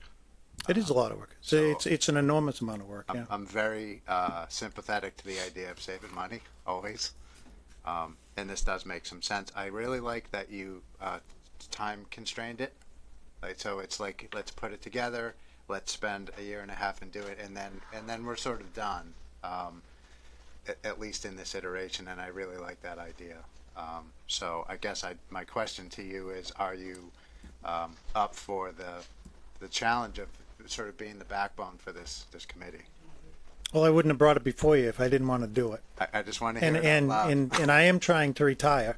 In one of these years, I don't know about that. I'll probably die first, but then I do want to retire one of these days. But yeah, this kind of work is what I did for 20 years.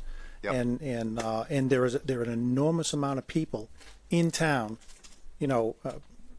retired project superintendents, project managers, real estate people, HVAC plumbers, electricians that are interested in being on this committee. Yeah. And that's really what you need to assess buildings properly. All right. I guess the way that I think about this is that we're taking a bit of a let's give it a shot approach to this, is the way that I think about it. I think since it's time bound to 18 months, broadly I'm in favor of this. Yeah, I don't know about the specific charge, but I think it's not a bad idea. Maybe a way for us to save a little bit of money. Ray, I know how you operate, and I would ask that you think about, as if this thing gets off the ground, facilitating and working to use the resources that are available to you within the So community. I'm not going to do it all myself, Matt. So that's the concern? Yeah. No. There are some things that I do by myself and volunteering and stuff, but not this. So I take you at your word. It's a 7-member committee, and you know, I'm in favor of it. I think it makes sense. Yeah, so I agree with you, Ray, that the buildings may look good from the outside, but a lot of them are aged out, and there's been some work done to them, but they're obviously not up to code, and there's probably, they all need some work, and we do some things through capital plan to correct some of those things, but there's nobody really taking a deep dive into these buildings. In fact, I talked to Evan a while ago about something that I tried to do years ago, is to get a facility manager, a person, and have it be a shared position between schools and the town, because we probably have, I'm guessing, $300 or $400 million worth of uptown vertical buildings. Yep. And to not have somebody with the experience and the knowledge to oversee all town buildings, so they're all like that person's children. So when we come to a need thing, whether it's a municipal side roof or a school department side roof, all those buildings fall into that person, and they're going to do what the greatest need is moving forward. Maintenance is a lot cheaper than repair. If we have a good, proper maintenance schedule, you know, Jay controls the majority of that $300 or $400 million, and his job is to run schools and educate children, not to manage buildings, right? And he has to do that, but that's obviously not his wheelhouse. So to have somebody that managed all of that would be great. I'm not against the idea. I just think it's a big lift.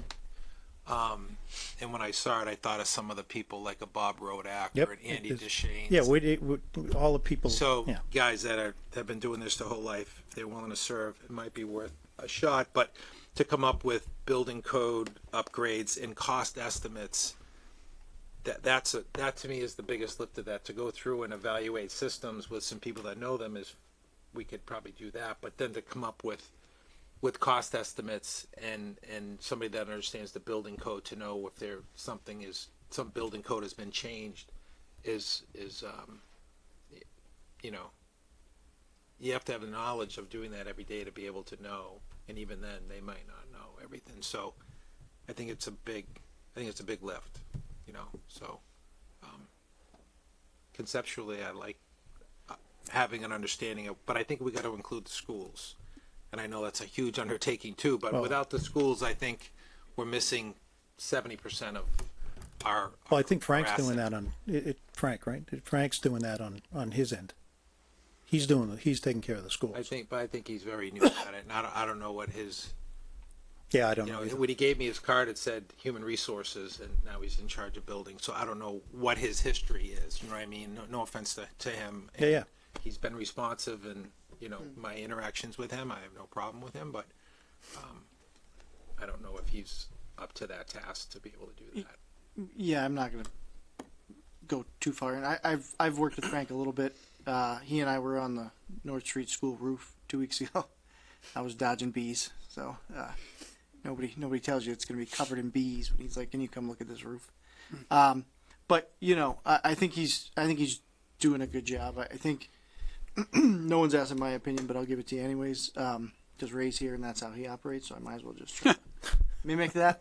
I think it would be worth a shot, and if it doesn't, you know, pan out conceptually, or we're not able to do the level of detail that we need on the cost estimating, you know, by the time this group, if they were to create a report that has cost estimate, by the time we're going to do the work, it's probably, we're probably, scaled out in orders of magnitude, but we'd have a starting point to have that conversation. So that's all I've got to say. Madam Chair, Mr. Alamo. it's great to see you again. It's always great to see me, though, Mark. It sure is, right? Nothing's changed. Maybe I was going to say something, but to your point, Craig, maybe we could start here, and if it works out, then we can apply the best practices, whatever we've learned, to the schools. So that's a much more massive undertaking in my view than just the non-school town buildings. So just a thought to consider. Yeah. If we could start here. About six more buildings, right? Yeah, it's Something like that. Yeah. it's a lot to look at. A lot of square though. footage. Yeah. This is great, though. One question says, final report to include building assessments. Does that mean the value of the building? No. Could we include something like that? You have all the stuff in there and just say, maybe Google what's we have that. and add, include that in They have that. Yeah, I already have that through our insurance. Just we have could it be the value included of the on this building. too? So if you're looking at a report, you see, here's the building, here's what it's worth, here's the cost to fix, here's the thing. You're right. We have replacement value, value as it sits, Yep. value with, all the stuff you put in it. How many buildings? So fire and police is included? in Fire, this? police, fire, police, How many is it? library. Do you know all told or no? How many? Well, if you take into the, No, South that's Grafton right. Community House and you take, all of that stuff. Cable. There's- Yeah. all that, I was just curious. everything town owned. Okay, so it sounds like the board is in favor. I agree with these guys. It's a big ask, but I think I know that you're right in terms of the folks, even a few names that we all have in our head that could take this on. And I know when you brought this up here, and the president of the board up north, and this report that we have is exactly this on all the buildings that we own, and it's immensely important, and it's a kind of a moving document for sure, because other things come up, but I know for us up there it has really been helps to just put things into perspective and priorities. So okay, with that being said, I'll accept a motion. Madam Chair, I move the board vote to approve and sign the Municipal Facilities Assessment Committee's charge as presented. Second. Okay, motion second. Any further discussion? Madam Chair. Mr. Often? I guess I'm wondering if we should, rather than having this be a standing committee, for this initial charge, set it to be 2-year terms and to sort of expire after 2 years, so that it provides some motivation and impetus for the work to be done within that time frame, giving it a little bit of time to organize and get up and running, and then let's see after a couple of years how it's doing, and we can renew and change the charge at that point. But my recommendation is to have this set up more as a commission than a committee. That would expire. It is really just as time bound for a couple of years. So we would change the 3-year terms to 2-year terms, and that after 2 years from appointment, that the committee charge would expire. People okay with that? That makes sense to me. Yeah, it sounds fine to me. Yep. Yeah, I like that idea too, specifically because we do call out that you want to complete it in an 18-month period. So it seems reasonable that we roll that committee off sometime after that. The only thing I wanted to know if anybody wanted to add would be just a mention in the goals there that periodic check-ins with the select board, whether it be quarterly or twice a year, whatever we think is reasonable, because I wouldn't want to put a member on that board and occupy a seat for somebody who is who needs to be very qualified, but it would be good to hear from them periodically. I agree with that. Yeah, makes sense. Maybe semi-annually. Yeah, whatever you guys want. Okay. Doesn't matter. So can we amend the Yep. just to add those two things, or to delete change the 3 years to 2 years? I guess I can do this. No, you go ahead. So I move, Just I say that as rescind amended. my initial motion, right? You could just say I amended to. I would like to So- amend my motion, Madam We'll clear Chair, it up. to reduce the term from 3 to 2 years, and also have the committee join us for updates twice a year. Okay, your second? Second. Okay, any further discussion? All those in favor? Aye. Anyone opposed? Motion carries 5-0. Thanks. Thanks, And Ray. you'll advertise. Yes, we'll take care of that. Okay, great. Thank you. Thanks so much. Thank you, Ray. Okay, and so next is the E.L. Harvey contract renewal. Yeah, so I'm going to ask you, Madam Chair, to pass over that for Okay. this meeting, and we'll revisit it at the next meeting. So we'll pass over that, and so we'll be moving on to the scope for fiscal year 25 municipal separate storm sewer system, MS4.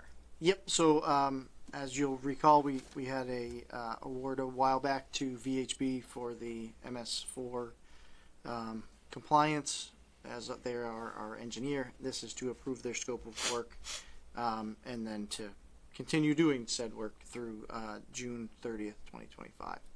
So this is a consistent scope to what we're already doing. This is just continuing on the path we're already on to stay within compliance with the federal mandate for MS4. Any questions for Evan on this? For anyone watching, we have a lot of attachments in our packet, so we're not. I feel bad looking down at scrolling this the while- web. Yeah, when someone is I know, talking. it's a lot. So I apologize. Wow. Trash pickup is like 400 pages. So we have a motion for this?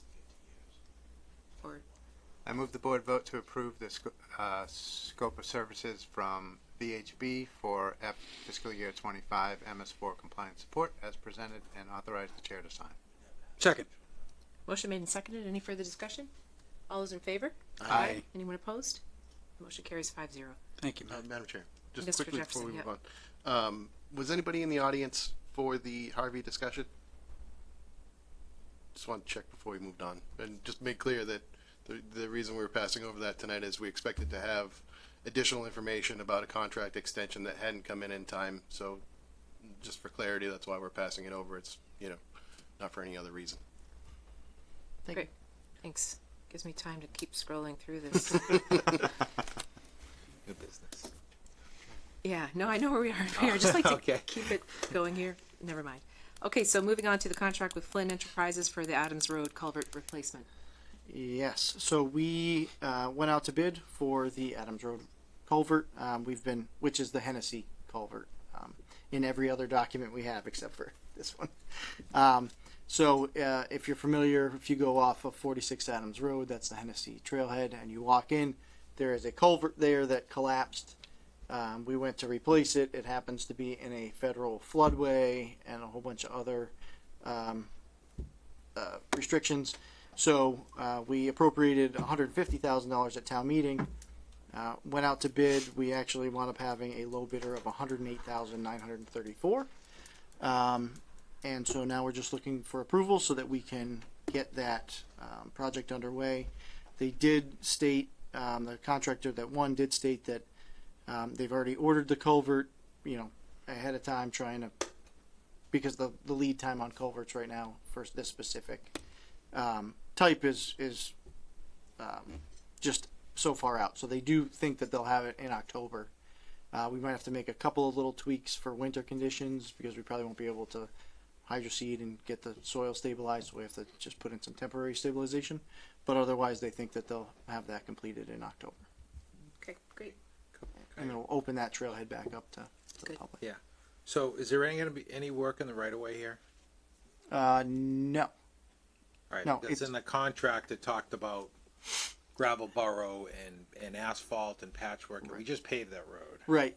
No, I think that's just boilerplate cover CYA type of material. So everything's taking place from So that it's- so parking lot It's in. Yep. okay. The parking lot is just millings, and so it's from that parking lot. All right. So we're not disturbing No, we're not touching the anything. pavement or the drainage. No, I think we put that in there so that the big truck comes with the culvert and they do something inadvertent and mess up our pavement. There's a clause in there. Yeah. That's Okay, how I all right, understand that that clause. was- all Yeah, right. no, we're not digging up the road. All right. And Paul and his folks are going to oversee the project. Yes. Yep. They were aware of the project. They've been involved since day one, since it washed out. And this wasn't a problem like back when we did all the drainage and No, so this is a farm culvert. Essentially, it's an old farmer's culvert that, you know, I won't say this on TV, but if we probably could have just buried it again, it would have been fine. But because it washed out, now we have to bring it up to standards of the federal flood. All right, as long as we're not touching the roadway. Nope. All right. Nope. Okay, any further discussion? Okay, barring none, I'll take a motion. Madam Chair, Mr. Alamo. I move the board vote to approve and sign the contract with Flynn Enterprises for replacement of the culvert on Adams Road as presented. Second. Good job. A little delay there, but y'all got in though. Just one question I forgot to ask. Discussion, So we had several bids on this. I've never heard of this company. So Yes. I was just wondering, there's nobody local No, that's they, doing this, which is always, you know, unfortunate. But yeah. So we, I want to say that the lowest bidder from the area was another 25,000 or 30,000 over this. I can certainly send out the bid sheet. I don't recall all of the numbers. Yeah. But they were the lowest responsive bidder, and we did our due diligence calling so they're the references, and all the references checked out. Okay. So Good. That's it. Thank you. Okay, no further discussion. All those in favor? Aye. Anyone opposed? Motion carries 5-0. And so now we're moving on to the appointment policy review. So we have this is the updated policy that we have here in our packet. And we did determine today, so the board had spoken about this couple of months ago, and then it went to Evan's office, and they were able to look at it as well. And so this is a draft that we have in front of us. And I just want to see if anyone has any questions or concerns with what we have. The only thing I noticed, or someone brought up to me, I should say, is a change relative to in the new policy. And I know this came up recently with folks who weren't registered voters maybe, but I think it says in here, I forget what it is now to find it, that the person has to be a registered voter. Yeah, applicants must be registered to vote, and we didn't have that before, which is fine, but I just wanted to make sure that that's in line with, do we have anything in our overall charter or what have you relative to membership on boards and committees? not that I'm aware of. Okay, yeah. I do. I mean, I've seen it before in other communities, but I don't believe anywhere in our bylaws does it say that. It might be referenced in Mass General Law, but I need some time to just go and dig a little deeper on that. I don't think there is. This came up in the accessibility advisory. We had a person who moved out of town. Mm-hmm. And wanted to We stay sort of right. looked into all of that. Yes, you're right. You're right. Yeah, I don't. So you could strike that line. How does the board, so applicants must be registered to vote in the town of Grafton. I'm fine with that. Yeah, okay. Or we could say a town resident, but like you said, if somebody moves out, you think they're gonna continue to serve without anybody knowing it? I mean, I don't know. I suppose it could happen, you know? Yeah. There was, isn't it? I'm sorry, Madam Chair. Was it veterans when we tried to do that appointment that we couldn't appoint because they weren't a registered, or was it registered in town or registered in state? No, you're right. There was some kind of conflict there that Yeah. came up, but I think that was specific to that committee, not like a board created committee. It's one that's outlined by the Mass General Law and says that they have to be. Okay. Again, I could dig deeper into the rationale for that. Okay, I mean, if the board is, I just wanted to point it out, it was pointed out to me, and it seems to make sense, leaving it the way it is, okay. So, go ahead. Yeah, I just have one thing, and apologize, I read through it a few times a while ago. We haven't read through it again recently, but so it's been a little bit. But I guess my big thing is, I mean, I'm fine with this, and we don't have to reappoint people. That was something in there, which happens occasionally. I mean, I think it could be, if there's a reason, if there's somebody's insubordinate or they're not showing up at meetings or they're not acting respectfully or something like that, then we're not comfortable with them serving the town because they are a reflection on the board and all of us. If we appoint somebody, they're doing town work, that's fine. But if the committee is full and people want to be reappointed, I'm not taking I don't think we should be taking applications. The committee is full. They just want to re-up. I'm not going to make somebody come in here and fight to be a volunteer on a committee that they're already on for no good cause. If there is a cause, if they're not participating, if they're not going to meetings, then fine, we can have that conversation. But to have a committee that's everybody's being reappointed and then have somebody submit their name and have that person have to come here and fight to stay on a committee that they've been serving on for 1 year or 20 years, I'm not doing that to people. I don't think it's the right thing to do. So I'm uncomfortable with that stuff. So I don't know Well, I think if it says that in here or we can put that in here. I don't know, and I don't know how everybody else feels about it, but I just think it's just wrong to do that to, I wouldn't want it happening to me, and I don't think we should do it to anybody else. under reappointments, it states simply that people will be, your office will reach out to folks if they're interested. The select board may accept input regarding their regarding the reappointment, and at its discretion, the select board may elect not to reappoint a member or. And I think of a that's the board or clause, committee. because Okay. that leaves it open for other people applying for a committee that is full. But if we take that out, it also applies to what you're saying. You know, if someone is showing insubordination or they're not showing up, it also allows us a clause to not reappoint them for those reasons, right? So maybe we need that language, or we need other language Yeah, as far as if the committee is. To if it's me, gonna I be think one. that the key focal point of that sentence is at its discretion. So you don't have to do it, but you could if you So, felt there Madam was Chair? cause there.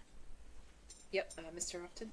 Yeah, I think it's well crafted with the language at its discretion, and I think when it comes to annual appointments, the board just needs to have a discussion as to how it wants to do that.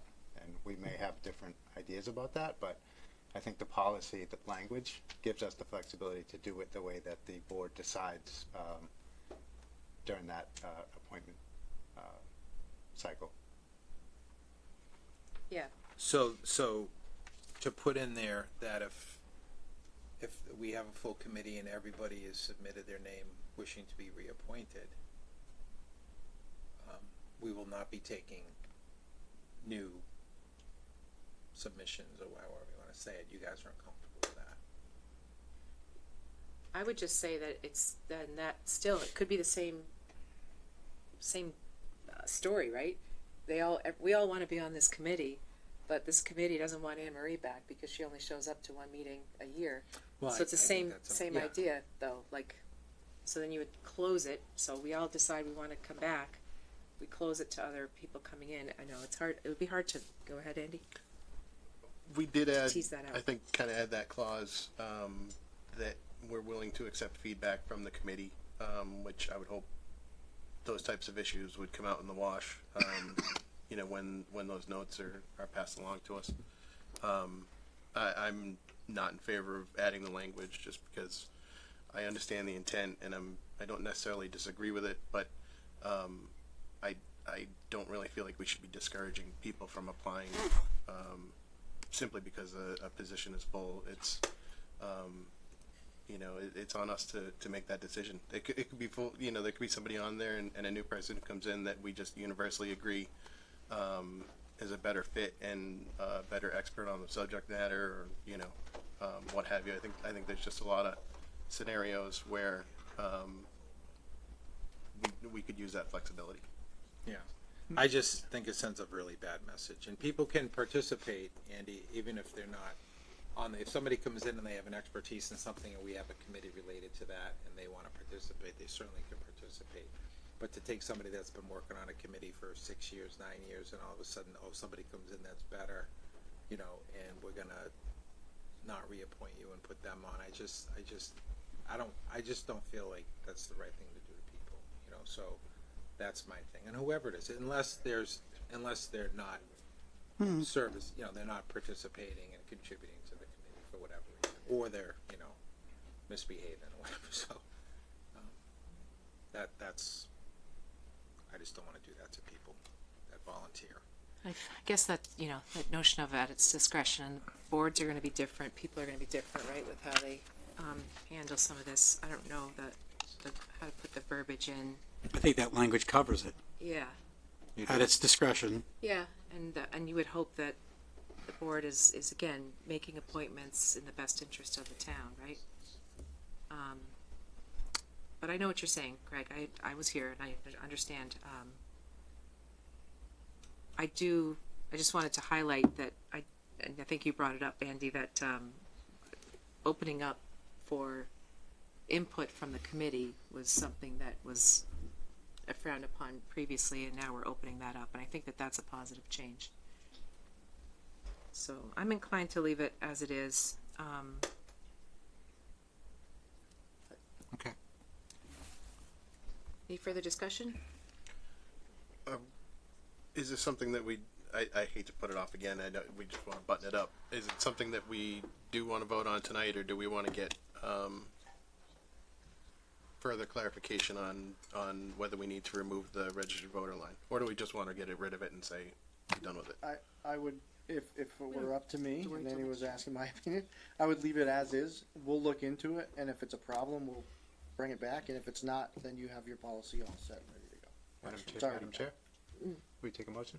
I will. I move the board vote to approve and sign the policy for appointments by the select board as presented. Second. Okay, then we have a motion and second. Any further discussion? All those in favor? Aye. Anyone opposed? Nay. Okay, 4-1 to accept that. And then we're next thing, 4K, new business, continued business, the warrant for the 2024 state primary. Yeah, so this is pretty much the process that happens every time we do one of these. So this is your warrant, and it warns all the voters of where their precincts will be, as well as what offices for political parties will be on the ballot. So pretty straightforward, and it's a state requirement that this is how we do this. Does the board have any questions? No, Madam Chair. Mr. Alamo? I move the board vote to approve and sign the warrant for the 2024 state primary as presented. Second. Motion made and seconded. Any further discussion? All those in favor? Aye. Aye. Anyone opposed? Motion carries 5-0. And the next order of business is the order complaints, or just a discussion and some information from Evan relative to what's going on up at Creeper Hill Road. The board, myself and the board just wanted to open this up so Evan can give us a little bit of information, or more information in general, what's been going on at your level in your office, in addition to DEP, what other things you've kind of taken on to try to get information out to residents, and also just to let folks know that we hear you, and the town administrator's office hears you, and we are going to try to do our best to work towards a resolution. So with that being said, I'll let Evan go ahead. Thank you, Madam Chair. So yeah, we are aware of the ongoing odor complaints. We're also aware that we've had a strong uptick in odor complaints since the company in question has started to take in other materials than they had previously. So in the meantime, we've been fielding calls in our office. We have reached out to DEP. We've had a lot of back and forth with DEP and the facility owner to try to get some kind of consensus of how we can stop the odor problems that we've been having. DEP also rejected their request to extend their technical review period. Instead, DEP has issued a technical deficiency notice. And we put this in the packet. I won't go kind of line by line through it, but it does talk about the steps that DEP is mandating that Feedback Earth take in order to kind of get this under control. So that being said, I do want to just put out there to the public, you know, we're doing what we have authority to do on our side of the house. Odor complaints and odor control is done by DEP. We have asked council to review anything that the municipality may have the authority to do, even if it's just tangentially related to odor complaints, in order to kind of have a little more local control over the issue. And lastly, what we had done last week, and this was actually a resident suggestion, and I think it was a great suggestion. I was speaking to a woman on the phone who had some concern about odor, and she had said that she's not sure that everyone's aware of the hotline, so that DEP is not getting the full number of complaints, and that got us to really kind of pay more attention to how do we get that out. So we used reverse 911 and drew a 1 mile circle around Feedback Earth and called. It's about or texted and emailed roughly 1,000 different residents that are in that area. Kind of as an initial pass, and if we need to expand that circle and do it again, we certainly can. But while I'm sure that it is exasperating to call that line and feel like nothing is happening, the reason that we continually push people in that direction is that that's DEP's reporting mechanism. So, when we start pushing on DEP and our local legislators to get action, as we are, we need to have the numbers to prove that. If there's only 6, then that maybe it doesn't raise the red flag as much as 20 or 30 or whatever that number happens to be. So that is, I think, Madam Chair, unless I'm forgetting something that you and I discussed earlier in the week, I think that's about the crux of where we are now. We did, actually, there's one other point. In some of the back and forth that we've had with Feedback Earth, we did include in the packet, they did offer to host a town hall style meeting to talk to residents and hear complaints. And while, I think at this point they should be well aware of what the complaints are, I do think it's something that we should maybe push to have happen because, again, we have limited control over odors, and we also have limited control over understanding what the technology is, and they should really be explaining to the DEP public. No, the Feedback actual Earth. Explain to the residents. And I think our intent would be, have that, and we'll notify DEP that that's going to happen, and we'll be there as well, and because we can't continue on in this manner. Is he invited to be here tonight?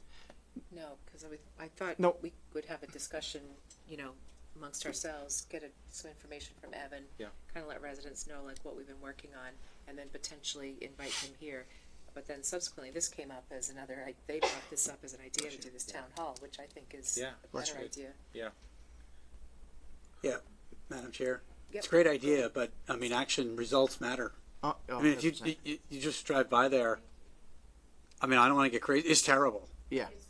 And Yeah, go ahead, keep going, Mark. I'm sorry. They were agreeing with you. Yeah, it's, Yeah. and you don't have to get too close to it, but if you do, like my eyes were they were burning. So I don't even want to, I don't know what's going on. And I think generally speaking, the idea of what they're doing there, what they're trying to do with the food, that seems cool. But, oh wow, it's like, it was a real, I don't mean to be facetious, it was an eye opener. It hurt. Yeah. And it was, I'd done a ton of research on this. The fines don't seem to be working. They were fined $25,000, $30,000 in 23. So if that's not, and I did read the responses, and they're definitely not short, and they're very thorough, and they're very specific and very clear, and that sounds great. And then you drive by, and it's like, no, something's wrong here. Right. And I'm generally, I think people know this. I'm a salesperson, so I'm like a pro-business human being, and it very much so. Business human being. I really am. I mean, yeah. I think it's great like for it. Grafton. It's just how I've always been. Yeah. But this is not what we want. And you get it right when you get off the pike. So, I mean, I've read some stuff from residents and stuff, and I get it. Yep, you'll be just a second. You can all speak on. Well, actually, I should say that the chair. I don't do this a lot. Usually, so I'm riffing right now. I'm just riffing. Let me riff a little bit longer. One more solo when I'm done. No, I'm just kidding. It's terrible. Right. It's terrible. Craig, did you have something? Sorry. No, it's just what you've had you've had conversations with the owner, you said, right, Evan? Oh yeah, So multiple. does he have like a solution for this, or is there a way for the DEP or somebody to shut him down until he can figure? Yeah, out so a that's solution? what we're trying to get to the bottom of with the DEP conversation. So there's a couple of folks that we've been in contact with at DEP, and our Board of Health has as well. And that's, I think that's what we're starting to get to that point, right? Where it's we've heard about the technology, and we everybody thinks it's cool. I don't know anybody that I've talked to that said like, oh, that would be a horrible thing to repurpose human food wastes into animal feed to then have less waste. Everybody thinks that's cool. But if it's not working, it's not working. This is not, I think, in my opinion, this is not what was pitched to the town originally. This is certainly not what I think any of us have said publicly that we were trying to help this company attain. And we're getting to the point now where, we need to And he we need to doesn't get have some a results. solution for this, like he- Oh, no, Well, there's a that's pretty smart. thorough, Yeah. very detailed layout of what they tried to do, their mitigation attempts, efforts, and what they want to try to do, and they have to buy some new equipment, and it's not ready, and they got to clean the old equipment, and they shut things down when they get complaints. But the reality is, it's not leading to actual results. The results where if you drive by, your eyes don't burn. And again, not trying to be facetious, but it's not leading to results. Mr. Upton, yeah. So, Mr. Alamo, yeah, totally agree with what you said. The memos and the sort of correspondence that we got, it just doesn't match reality. Like, it's not what's actually happening. And I see a lot of, we appreciate and we understand. And, well, what I'm not seeing is, here's when we fix the problem and you shouldn't see it anymore, and a commitment that this just won't happen again. Right. I hear a lot of a lot of explaining and understanding, but the reality of it is we're getting complaints from miles away. Right. Miles away. Miles. Right. So it's not, this isn't a small neighborhood issue. We've got a couple of business owners here that, I'm pro-business too. The businesses up in that area are having to send employees home because it's so bad. Like, that is a significant problem. And I do want to hear from some of the residents in terms of the impacts that are happening. Yep. Yeah, it Just a needs to second. be addressed. Sorry, she's the boss. All control of. Sorry. Mr. Jefferson, who put his hand up.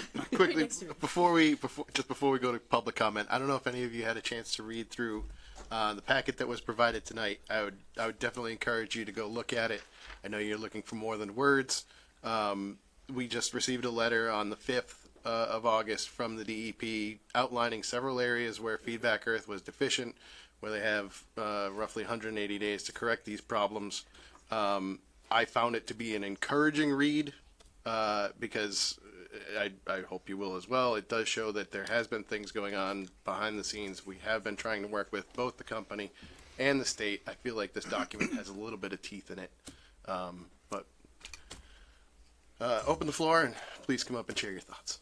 Through the chair. Through the chair. You don't get to talk, I guess. This is the first meeting you two. Sorry, I meant I was done. You were free to Oh, can I do your speak? thing. Yes, sorry. I'm speechless. No, I'm not. No offense to you guys. It's these clowns. Clowns. Wait a second. Okay, well, thank you anyways for all of you, and thanks, Evan, for the update. And just before we go out to everyone, I think that this town notion of a town hall meeting thing on their turf would be fabulous, and that certainly we would be involved in that. I think, to your point, Evan, to open that up somehow to the entire town and make sure everybody knows, because this isn't just isolated to the 1 mile.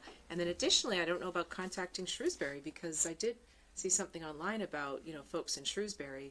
I don't know, that might be above and beyond what we want to do, or maybe someone from the board could reach out to the Shrewsbury board to invite them to something like that. To Kevin Mizikar Okay. in Shrewsbury and see if he wanted to. Particularly. Our system won't reach there. Totally.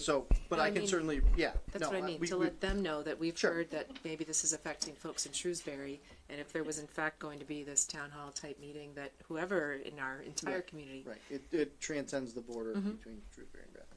Okay, so now, with the authority vested in me, I will invite public comment. Okay, thank you. Sorry, I don't mean to be. Yeah, that's no fresh. problem. I'm Megan Pavis Harris, and I'm at 9 Beverly Road, which is kind of behind Reunion and that Hollywood Gardens kind of area. I did read through the packet, and I have a couple. I don't think I need to emphasize anything further in terms of like complaining towards it. Like, I think this is probably the most people you've seen. I don't need to hammer that home. But there are a couple of things in the packet. One of them was that Allison had mentioned that there was no validated complaints from February until June. And I personally submitted one on March 12th and on March 31st. And I know, or on May 31st, and my neighbor across the street had one on March 24th. So these validated complaints that they're talking about, I think, are when we call the hotline and then the odor consultant guy comes out and sniffs the air up front. But there are times, like I called last night, I called this morning, and we didn't see him around the neighborhood today. So maybe he was there, maybe I didn't see him. A lot of times he's in his car and he doesn't necessarily get out.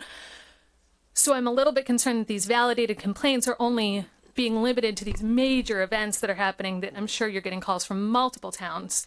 When the constant nuisance is then not being validated, and so then we don't have the data for those other times. Because talking to her today also, she seems to think that this is a isolated event type situation, and it is not anymore. Yeah, and I I don't want to speak for the board or Madam Chair, but I think we're all aware of that. I don't want you to feel that like we're saying that there's not, there's only 2 validated complaints. We, these folks live here. I do not, but I'm on Creeper Hill quite frequently to smell. this is what my job is apparently. Job. No, but and it's there. There's no doubt, and I don't think that anyone here reading that or what the information we're giving to DEP. I've also, some of the folks at DEP. I mean, they get it. I mean, there's been some pretty strong stuff coming out of DEP. Again, it's words, and we need to translate this into action. And so take that with a grain of salt, but we're aware. What is your name again? Megan. Megan, I agree with you. That was one of the things I picked out was, well, how do you validate or invalidate a call? That was something I would be curious to see what their answer is, because it doesn't seem like it does match up. We got 2 in 6 months. I don't know. And I would just say, like, I think anecdotally we all know that, but in terms of the data that they're using, I don't know if there's a way for us to independently validate those, or to ask that the odor consultant is out within a certain amount of time. Or that they go to a certain, number of locations. Because sometimes, I'll call, it's at my house, but then when he comes 20 minutes later, the wind has shifted and it's 4 houses down. So I don't know if there's anything we can do to push them in terms of validating that complaint with a little bit more data. Sure. Yeah. We can certainly ask. It's not. Admittedly, I'm not sure an odor consultant, but I would. You don't have to. Yeah. I would not yet. Right. Exactly. No, but I think that's a valid point. Yeah. And I can certainly raise that. Okay, great. The second thing that I noticed is talking to her today and then also reading through the things, it seems like they did 4 out-of-the-box solutions initially, and then this one is a homegrown solution, and it seems like DEP is probably working on that. 180 days seems like kind of a long time for that. I know they also have that 45-day period, but I did encourage her today, and I just wanted to kind of make sure that that's a public thing, to reach out to some industry professionals, because I can't imagine that this is the only manufacturing facility that produces odor anywhere in the country. So I think that their MIT PhD is wonderful, but there might be some people with some lived experience in that situation who might be able to provide some faster solutions rather than trial and erroring this thing over the last several years. Yeah. Understood. And then the last thing would just be, I would like to know if they would be able to provide it to us. What is the percentage of revenue that they're spending in terms of odor control? Because I know it's $30,000 or whatever they're getting fined, but it's also $14,000 a month in terms of this stuff. So, that's wonderful if you're spending those high amounts of money, but if you were making $10 million a month, then I would like to know that in terms of, are these fines effective? Yeah. I know it's not a public company, but. That's it. Excellent. Thank Thanks, you. Megan. Thank you. Thank you. Hello. Hi. Hello. Leanne Gagnon, 17 Maplewood Drive. I've been as vocal as I can be with the time that I have about this problem. I spoke at, I think, 2 select board meetings. I spoke at town meeting. And up until this point, I certainly feel ignored. Just so you know, I have PTSD of being in this room with the planning board and talking about a warehouse right now. So my problem is that there's been no mention of the TIF that this town and many members here pushed last year. The fine that they got, our tax dollars paid for that. That is disappointing to no end for me, because I tried to make it known. I'm so sad that all these people have to go through this, and now we're all hearing about it, and now we're doing something about it. That's great, but that, I gotta be honest, it makes me very angry that nobody listened to me last year or any of the other complaints, because the information was there. The Board of Health had the information. When I talked to Nancy, she had how many phone calls? So the way it works is that the Board of Health gets every complaint, even if it's not verified. So that also was supposed to be being copied to Evan per the meeting, I think, 2 years ago?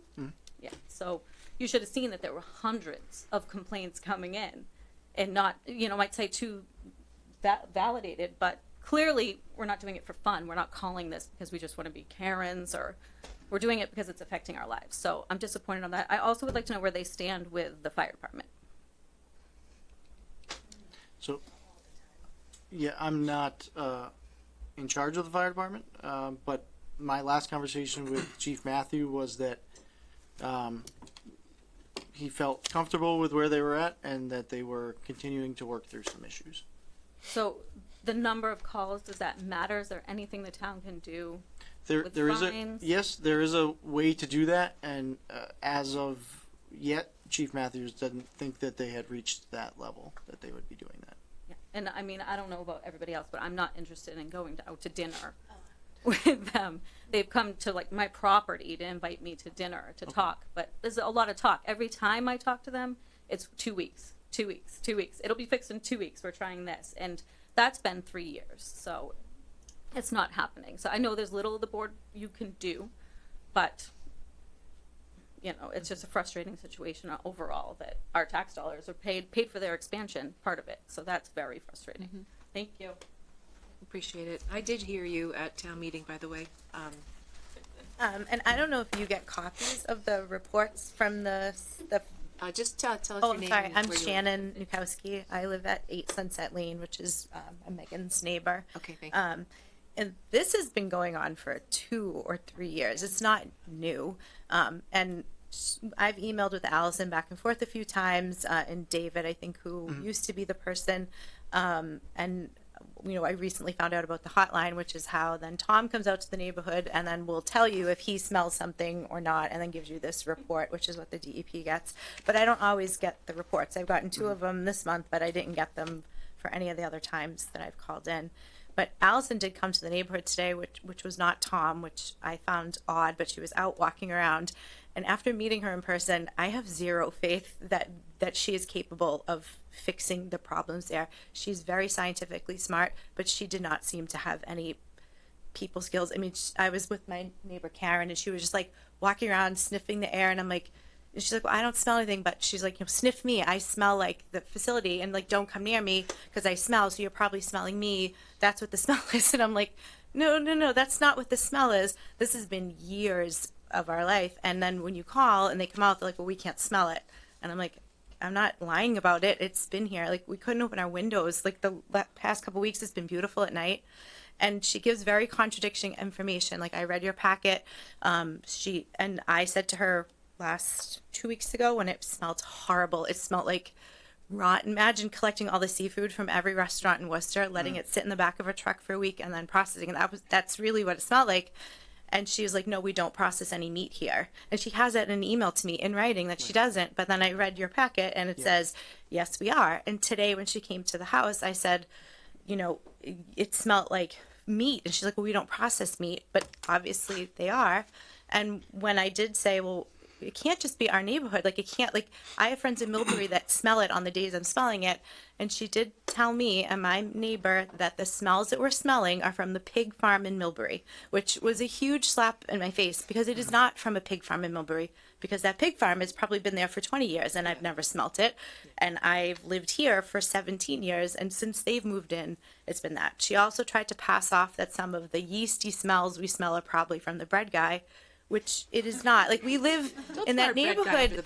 Like, those restaurants all produce food and they produce smells, and like occasionally we'll smell something, but it is never the amount that they are. So I find her, I do not want to go to dinner with her. I can't, someone might maybe, but I would, after meeting with her today, I don't have any confidence that they're going to get that done. And again, I have emails going back from 2001 that they said, well, we're gonna get this fixed in 2 weeks, or she emailed me in May, we just put $1 million worth of ventilation system in. Well, then how did it completely fail come July? So it's been awful living over there, and we love living over there, and we love the neighborhood. It's great, but it's been a nightmare. And with her coming today and not Tom, it was kind of weird. I don't know. She didn't give any confidence, at least for me, that she was able to fix that. So you don't think that town hall thing would be remotely helpful? For me, I have zero interest in meeting with them. I have zero interest with her going out and telling me how great the product is that she's making, how, that's what they do. They send you emails and tell you all the things that they're doing, which is, again, in theory, is great. Yeah, no.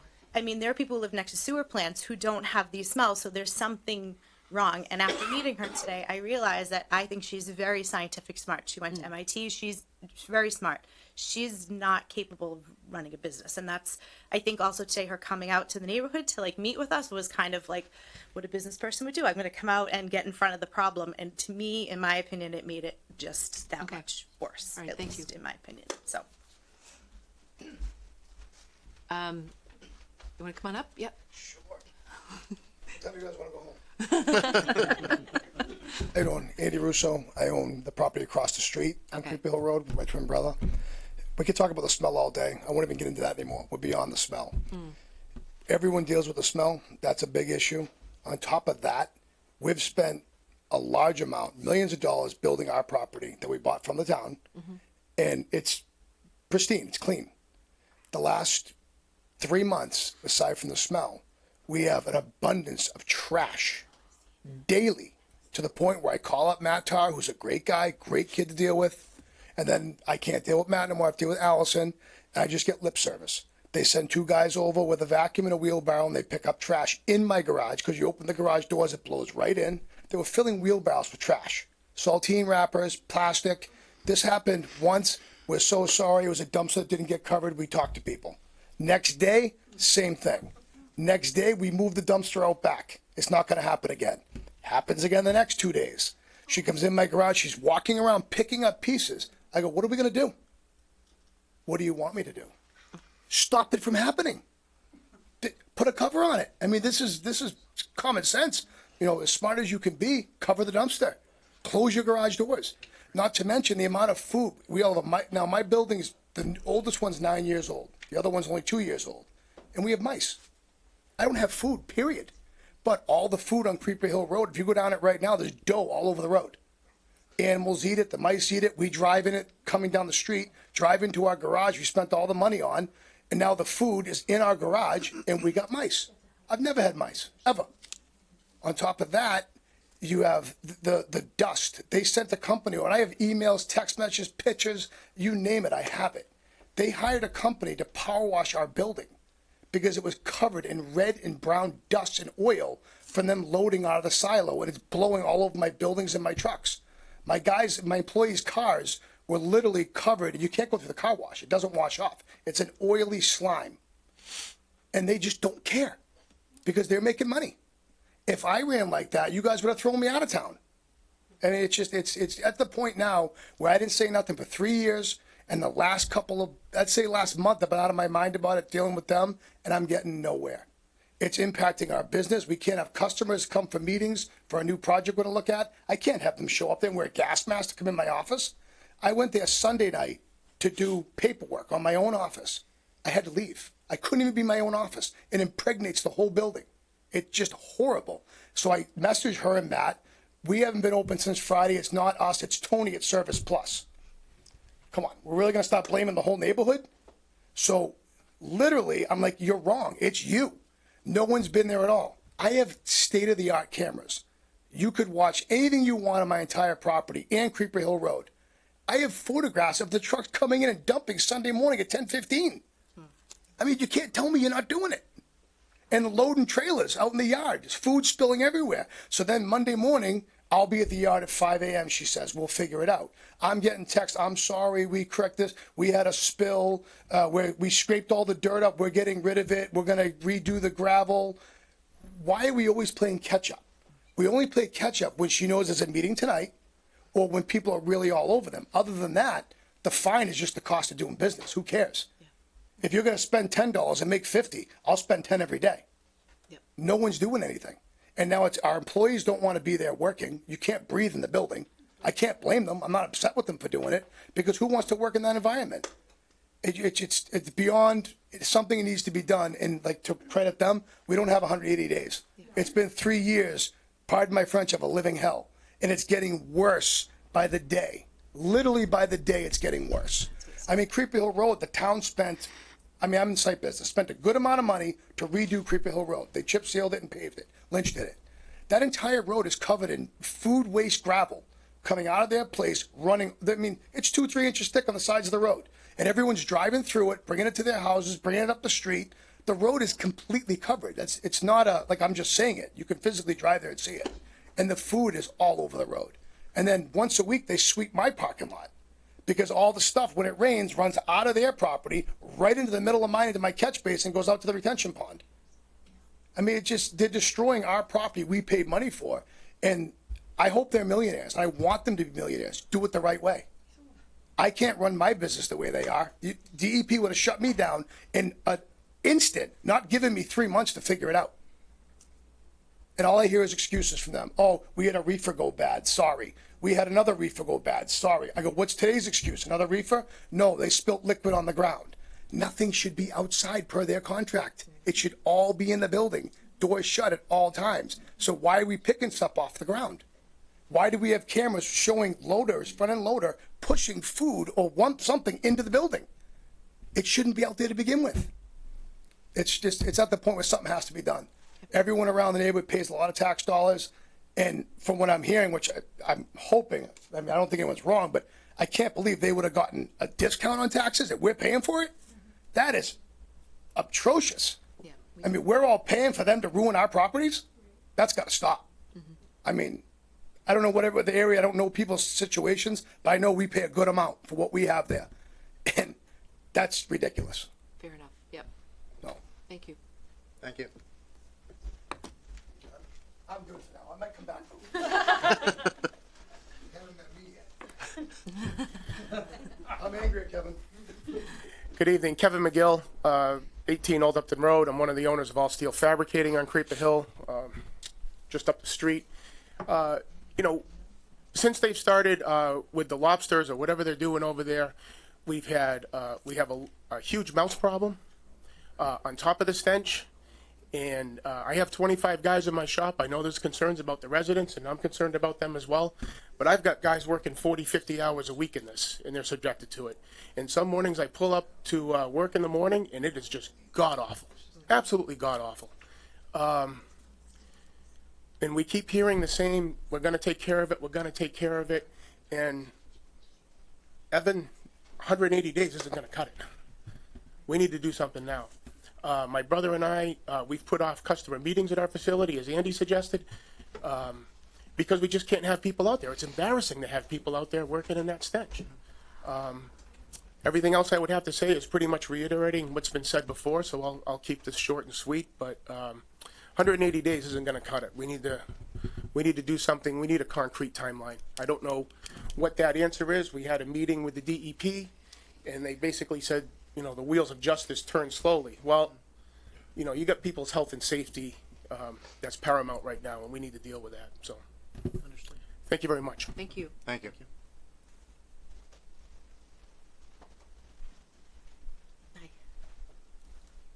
Good evening, everybody. Thank you for being up past our bedtimes. I'm Jesse Remillard. I live at 27 Flint Pond Drive. Hello. Hi. I am the one that had the idea for the reverse call. I think by this point you kind of know the impact. North Grafton, we have not only residences, we have businesses that are doing the right thing. We have North Grafton Elementary School. We have several licensed home daycares. It's impacting a lot of people for the benefit of a few amount of people who are not willing to do the right thing. And that's a concern for me. I've grown up in Grafton. This is the place where I learned about civics and town government. So I'm glad to be here today and to show my daughter, you can speak into things and see differences made. But one of the things I wanted to mention is that this hotline system, admittedly by David Genesek at 8:20 this morning when he emailed me, is not working. Okay. He said, and I'll quote, "The hotline is limited in terms of the information collected and how the operation can make real-time changes." So he was hoping to lean on me for just a little bit. He asked me 5 additional questions that would enable him to do the correct thing to change what needed to be done. I don't know why that wouldn't be on the hotline questions. I don't know why they weren't required to give this hotline directly to the people in that radius when we know it's affecting. We know those addresses. Everybody has a post office box.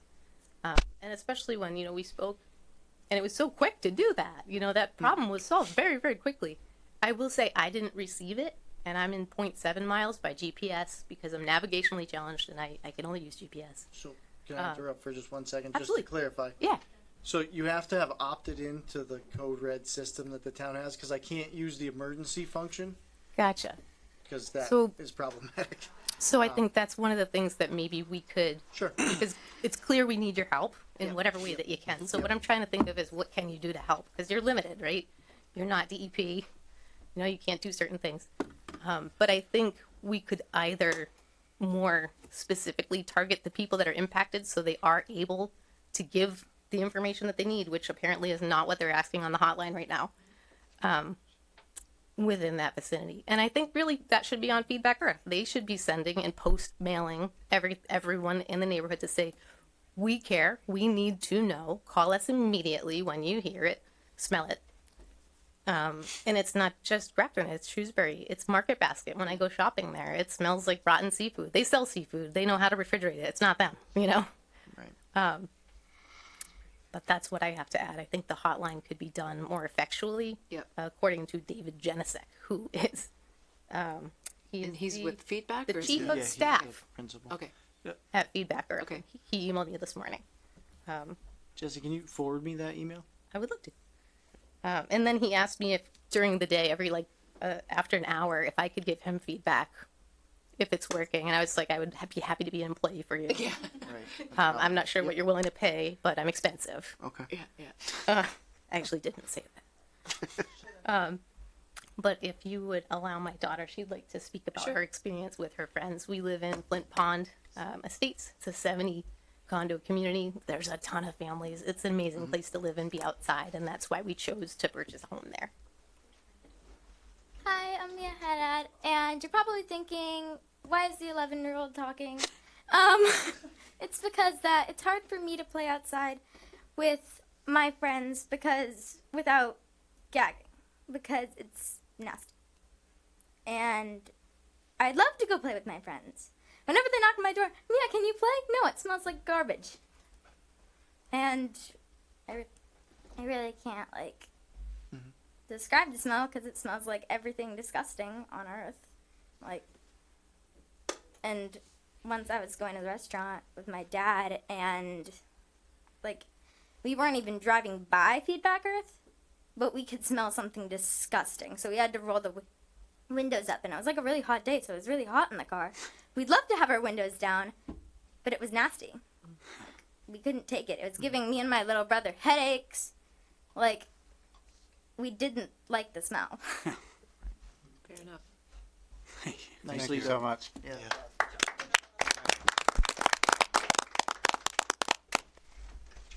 Kevin McGill, 18 Old Upton Road. Evan, you mentioned a packet that came out today.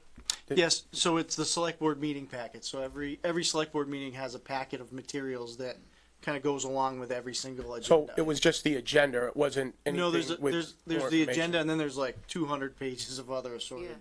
So if Two you and go on, things to go on for. the website and go under agendas and meeting materials for the select board for tonight, when you click on that, there'll be the agenda, the little line item that will come up, and underneath it, there'll be a select board packet. Okay. So click on that. So at the beginning of it, it's the agenda, and then it goes into all of the materials that we get. Okay. So you'll just like scroll down to get to. Appreciate There's it. probably even some correspondence in there if you keep going relative to people who have been mailing in to us that we see that, by the way, and we read it, you know, so that's also included in the packets. Okay, thank you very much. Sure. Madam Chair, Yes. just through you, Evan, is there anything that we could, obviously we don't have many levers, right, to do much, but is there anything that could be done with the TIF at this point?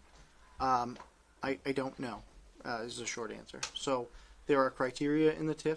I don't think that top of mind, we're not hitting any of those criteria. They generally have to do with the economics of the organization.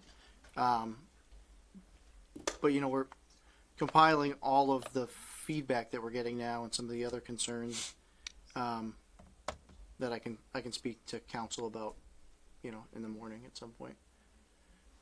To see what other levers and I you know, we've started that conversation, but it's as we started talking about the DEP and the DEP's area of concern and the authority that they have versus the town has. So, you know, possibly, and if so, then I think that's something that we would bring back to the board and say, here's a lever you can pull if you need to.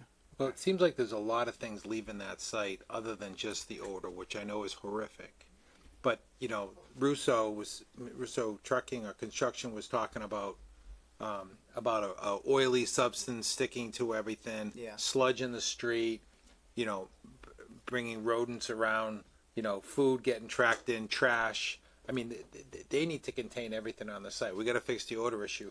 But all this other, you know, I mean, our Board of Health, you know, the Alliance in Worcester. I mean, I think we got to reach out, whether we got to get council involved, you know, town council involved with this. All of it. You know, yeah, I mean, we got to, the gloves got to come off because it's been way too long, and it's to me, you know, a serious, you know, health issue for the neighborhood. So, Not just the neighborhood, clearly. Yeah. Yeah. I mean, it's my. yeah, it's yeah, miles right, away. right, right. Yep. Yeah. True. Mr. Jefferson? Is there any way we could get talk with DEP and maybe focus on getting a third party? Because I hate hearing that they're reaching out to residents and putting the onus back on them to work with us to make daily reports and things like that. Use a third party. When you call the hotline, the hotline is a third party, and that's who Tom Williamson comes out. He's not affiliated with Feedback. He's with. Oh, I thought he was affiliated with DEP. Okay, thank you. affiliated with DEP. Yeah, he's not So- Williamson is Williamson Environmental. They're a separate firm out of Lancaster or Leominster. That's more what I'm, I guess, looking to get at is if we can increase the amount of people who are in the field verifying reports, because it does sound like we could pull that verified data up quickly if they were more responsive to be able to come out and verify those reports. And No, again, even something that, OSHA. you know, Feedback Earth would be responsible for paying for. So hang on, sorry, do you mind coming up? Oh, Bill's yeah, in I was there actually saying. up to talk about the hotline also, that it does seem like there's some. It's just so that he can pick it up. Totally. It's confusing because if you call the hotline, that goes to the DEP and the whatever. But if you email Allison or Feedback on their info, then usually they just email. She's been out, but I think that's just more because there were so many complaints. Right. I now am calling the hotline and emailing them directly just so I have a record of it, because sometimes I get a report, sometimes I don't. I've never thought I needed to keep a record of it, but it's getting to the point where I feel like I need to have a record.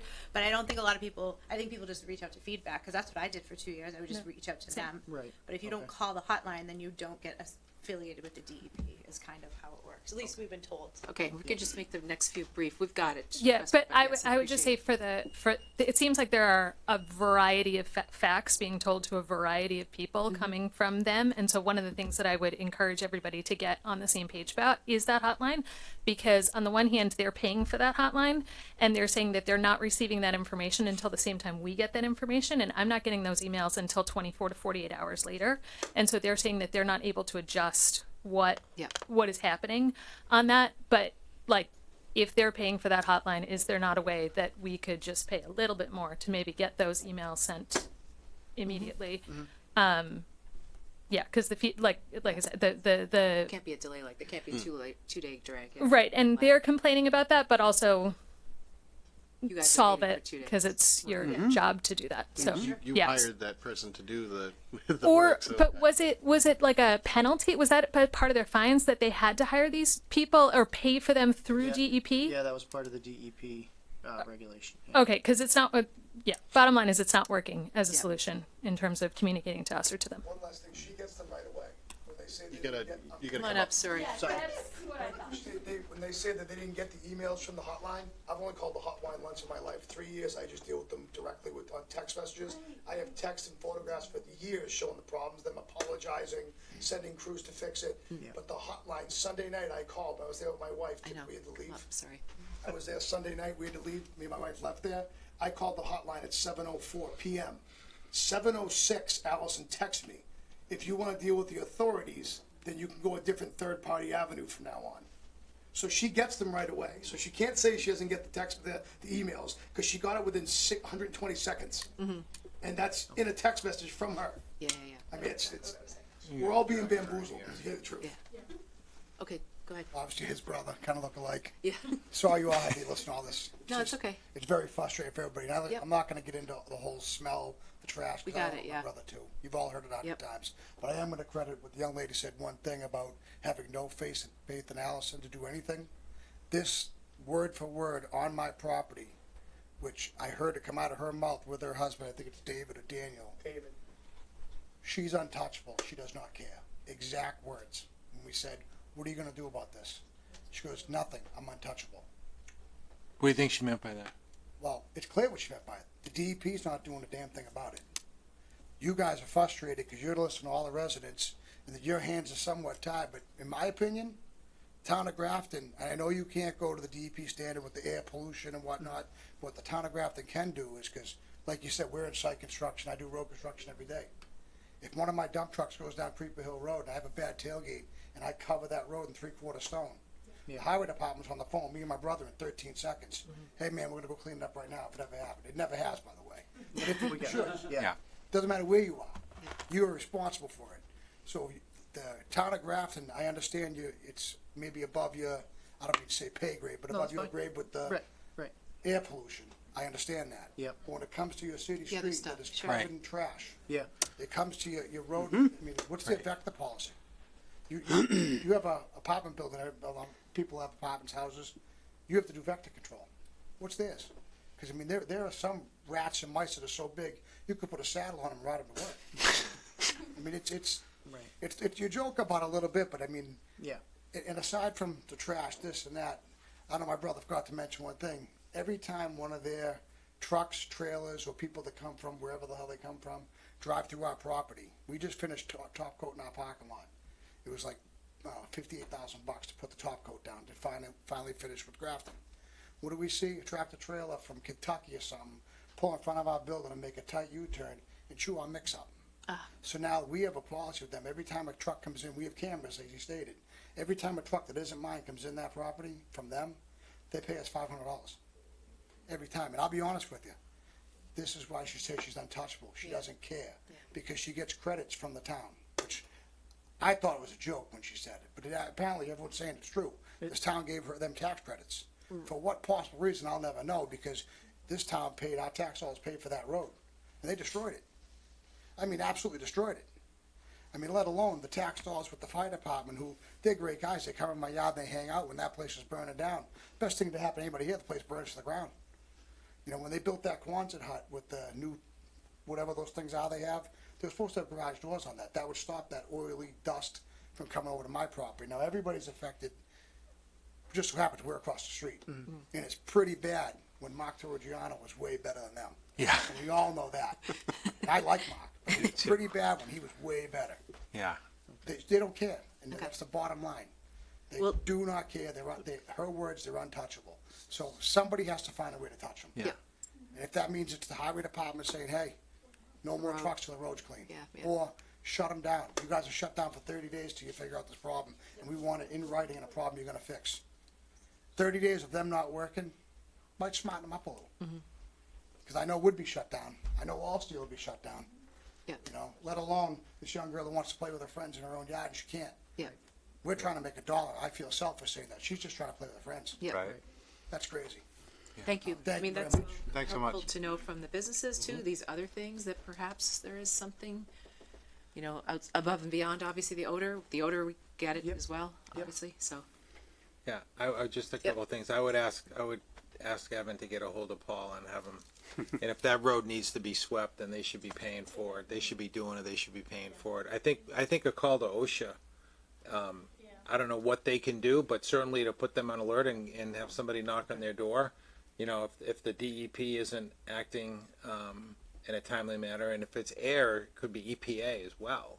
So I think we got to get everybody to pay them a visit. And I know in our industry, you know, we have to get permits for concrete plants for dust control, and that's an EPA permit. So I don't know, maybe they have EPA permits up there. I mean, that's federal, but that's something that for air control, and if there's ventilation problems with whatever they're processing there, and they need to have filtration systems and stuff. So I would ask that you have have everybody get involved, and maybe somebody can have the authority to shut them down until they fix what they need to fix.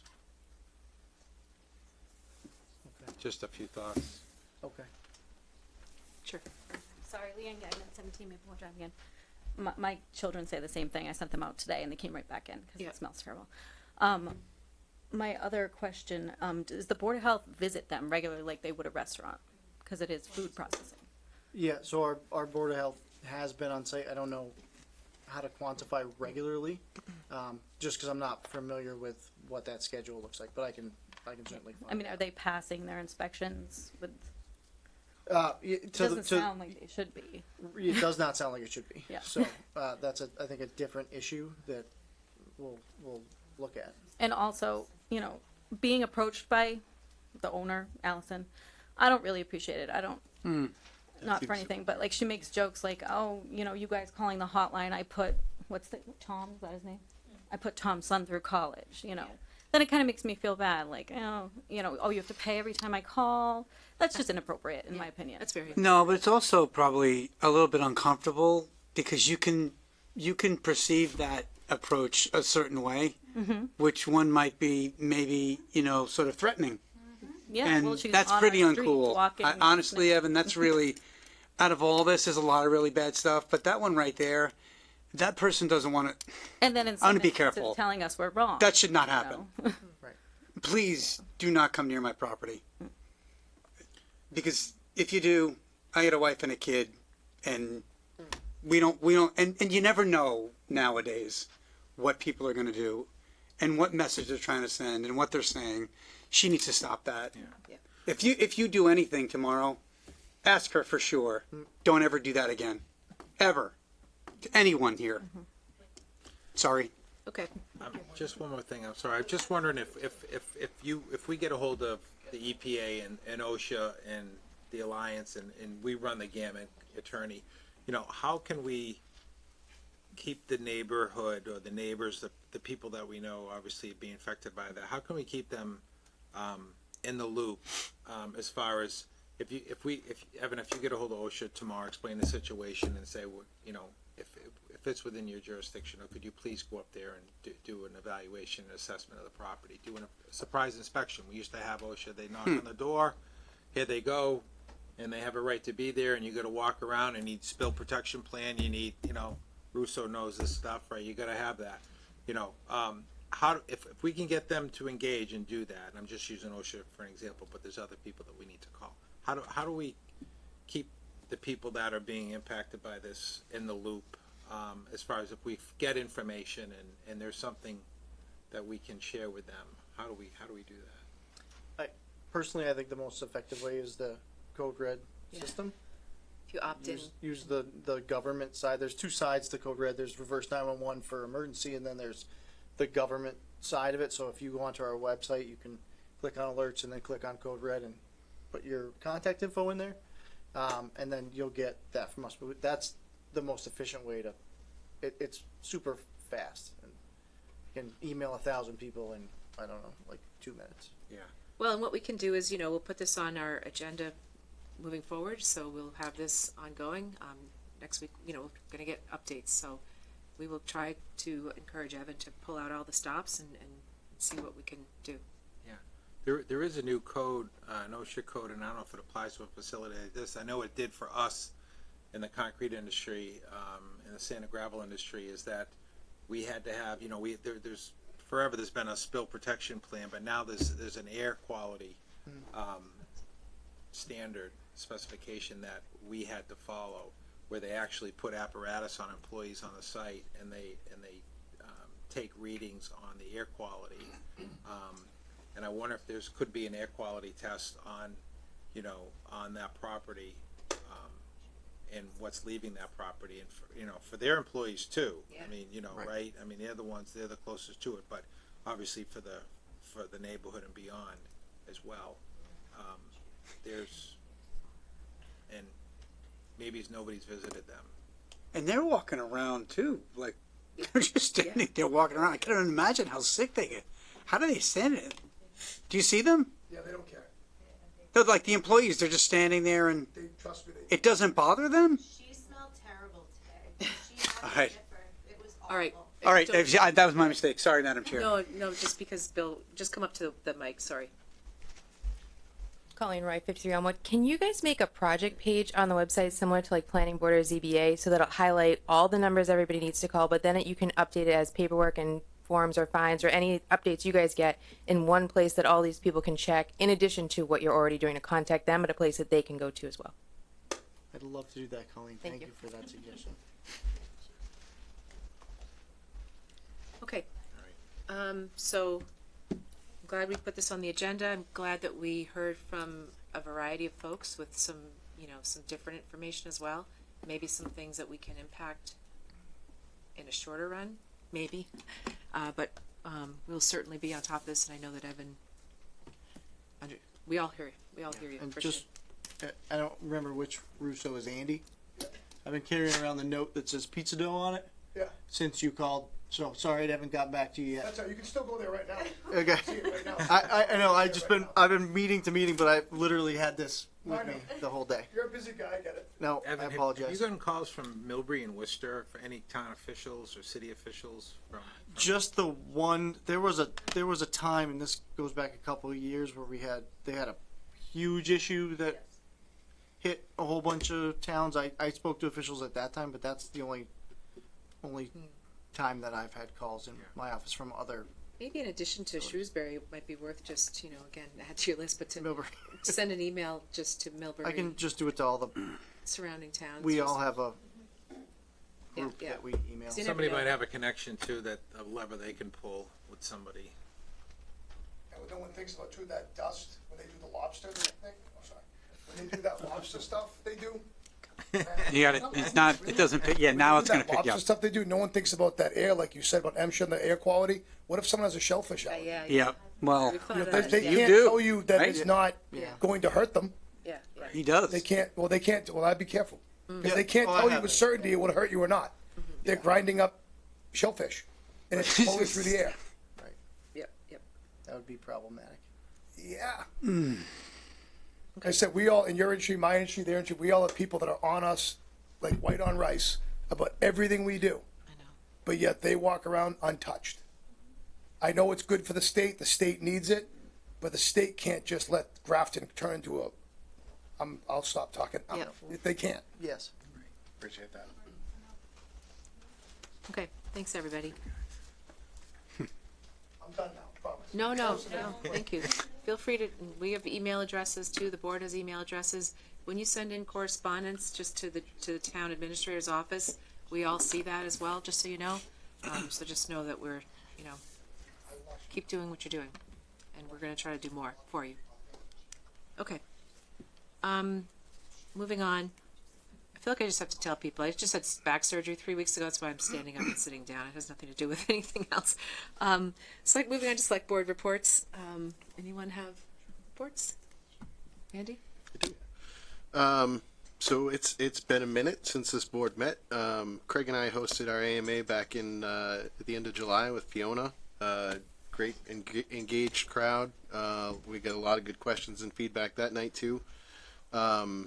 I actually was thinking about this earlier when we were talking about the road closure in the center. One of the suggestions was trying to figure out ways that we could utilize Mill Village's park better and maybe fewer events on the common and spacing them throughout other parks in town more often, for a little more equity.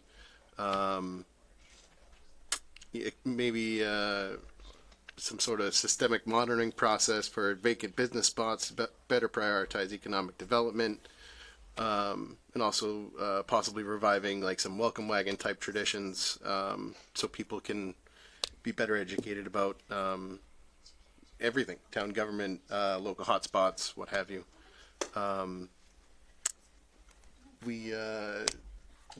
Anne Marie, myself, Matt and myself got to attend the National Night Out, which was again great. Best attendance I can remember in recent memory. Always a huge thank you to Chief Crapo for his dedication to these events over the last 17 years. These have been a real passion project for him, and they're also not possible without the help of the many sponsors and volunteers that we get throughout town and local businesses. And as always, shout out to GCTV for the continued coverage again this year. Three of us got to be interviewed as a trio.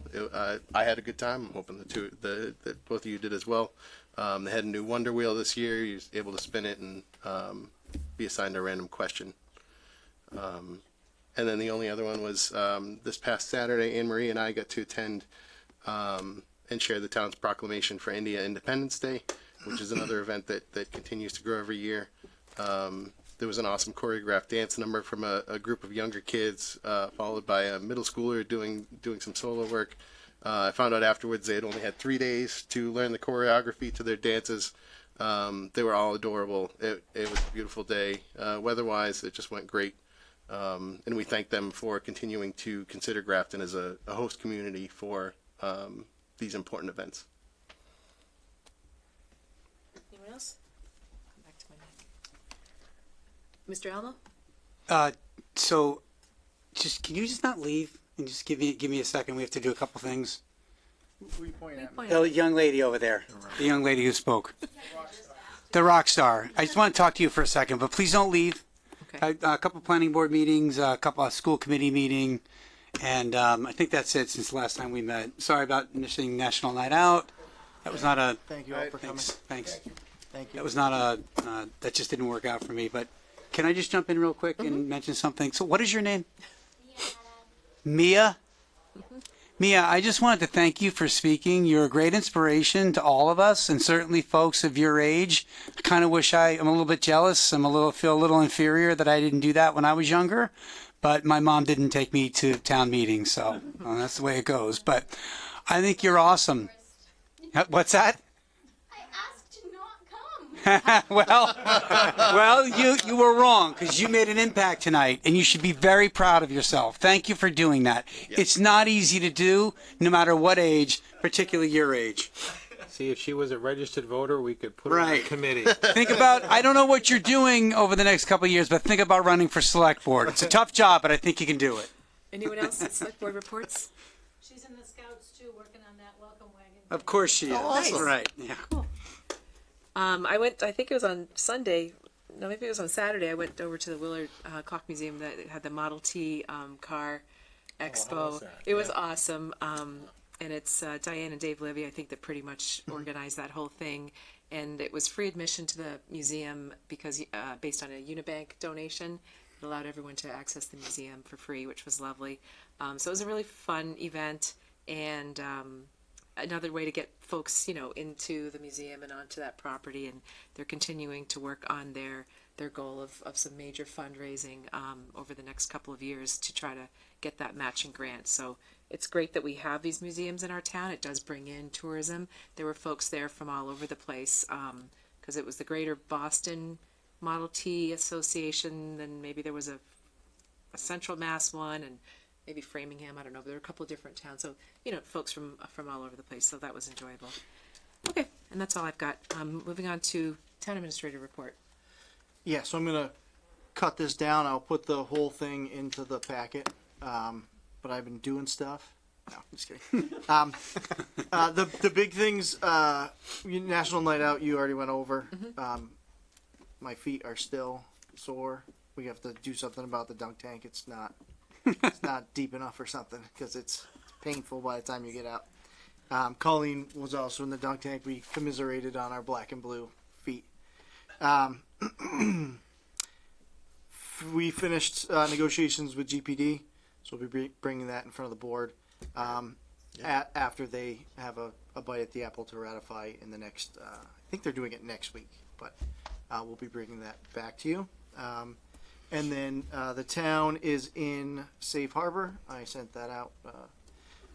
So we are granted safe harbor from 2/26/24 to 2/25/26. So, just keep that in mind as that shifts the paradigm of how we navigate certain systems. Those are kind of the big things. The only other thing is that I'd like to apologize for the paving starting on North Main Street. We all want it to be paved. It was supposed to start next Monday. It started this Monday. So we did not get the notification out that we had planned on doing. So I apologize for that. That wasn't our intent. But we all were doing a little scramble Monday morning. So we'll look to tighten that up.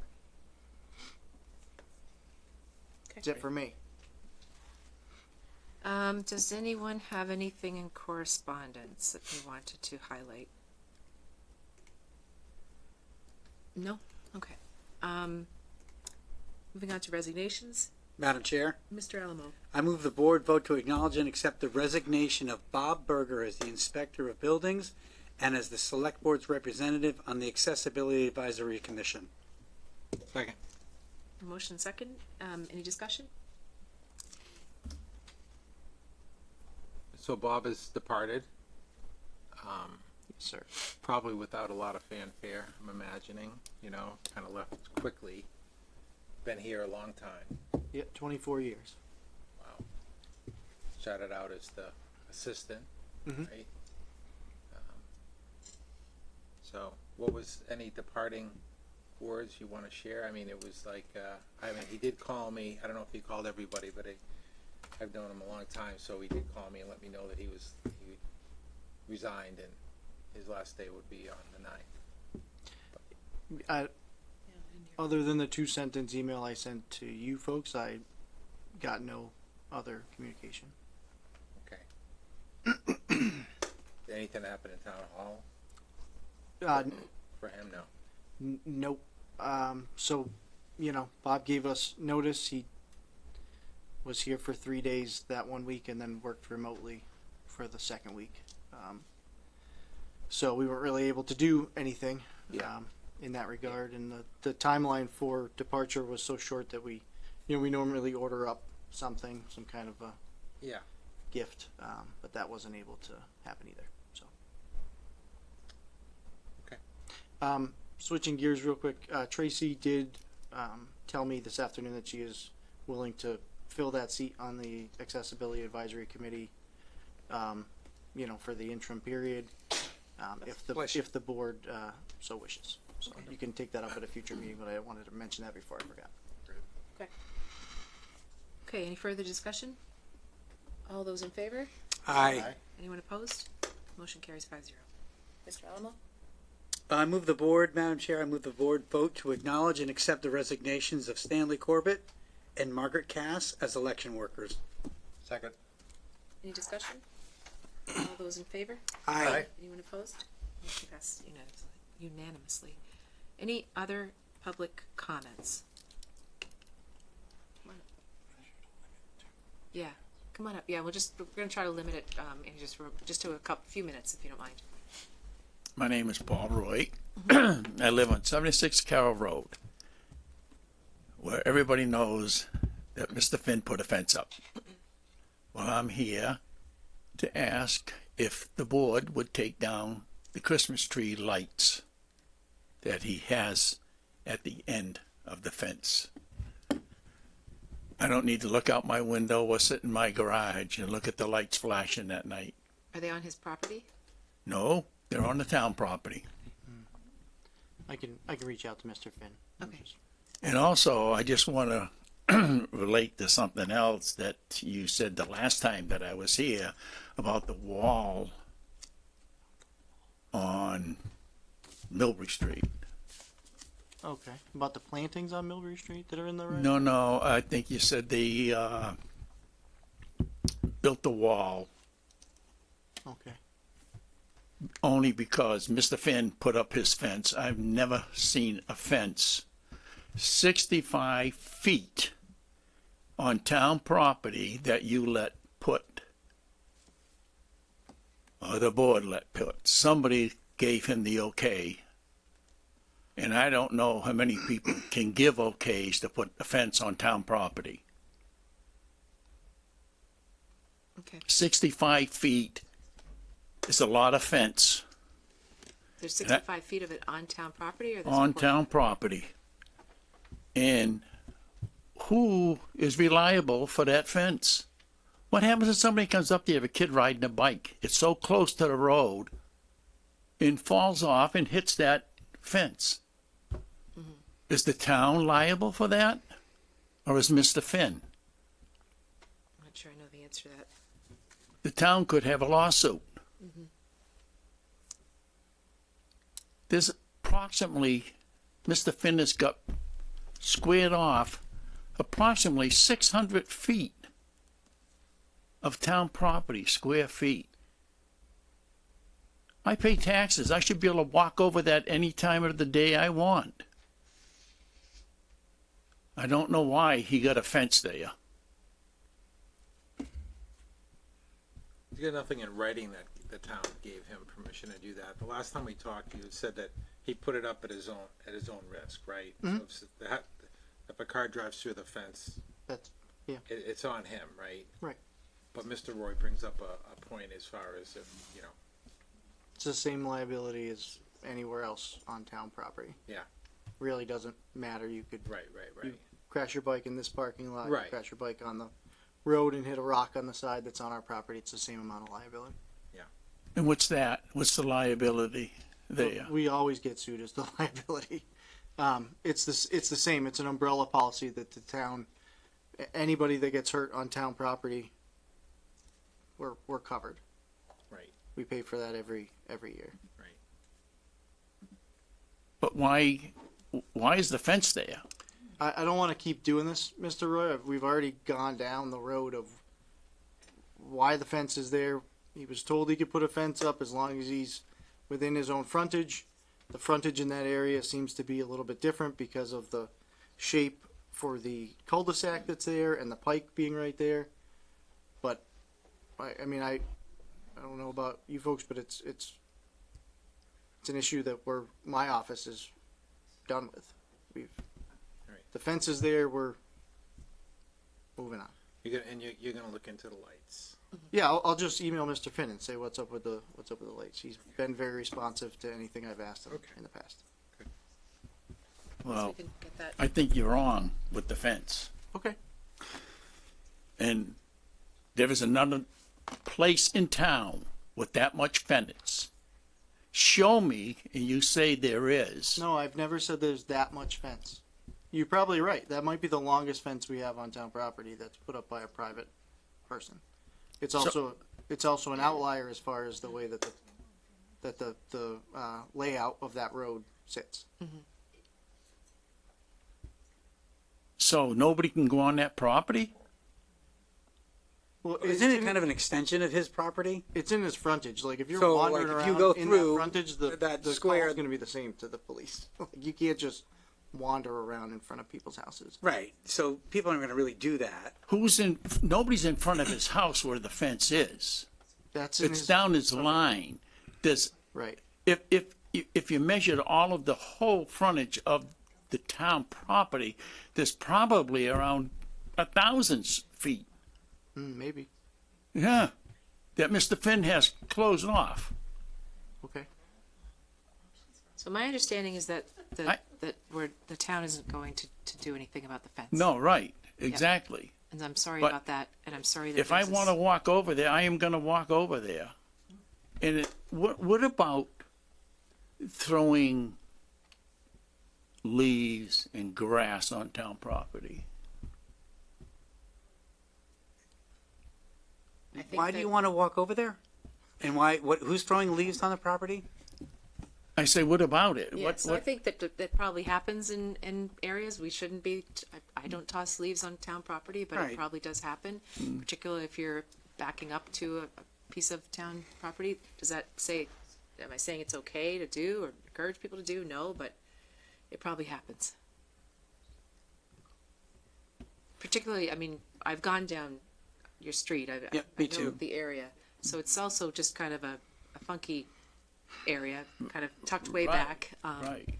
There's probably not going to be a lot of bike riders going down. Oh, there is. Okay. There mistake. is. But it doesn't seem like it's on Sorry. your property. It just seems like it's on town property, and you don't like that.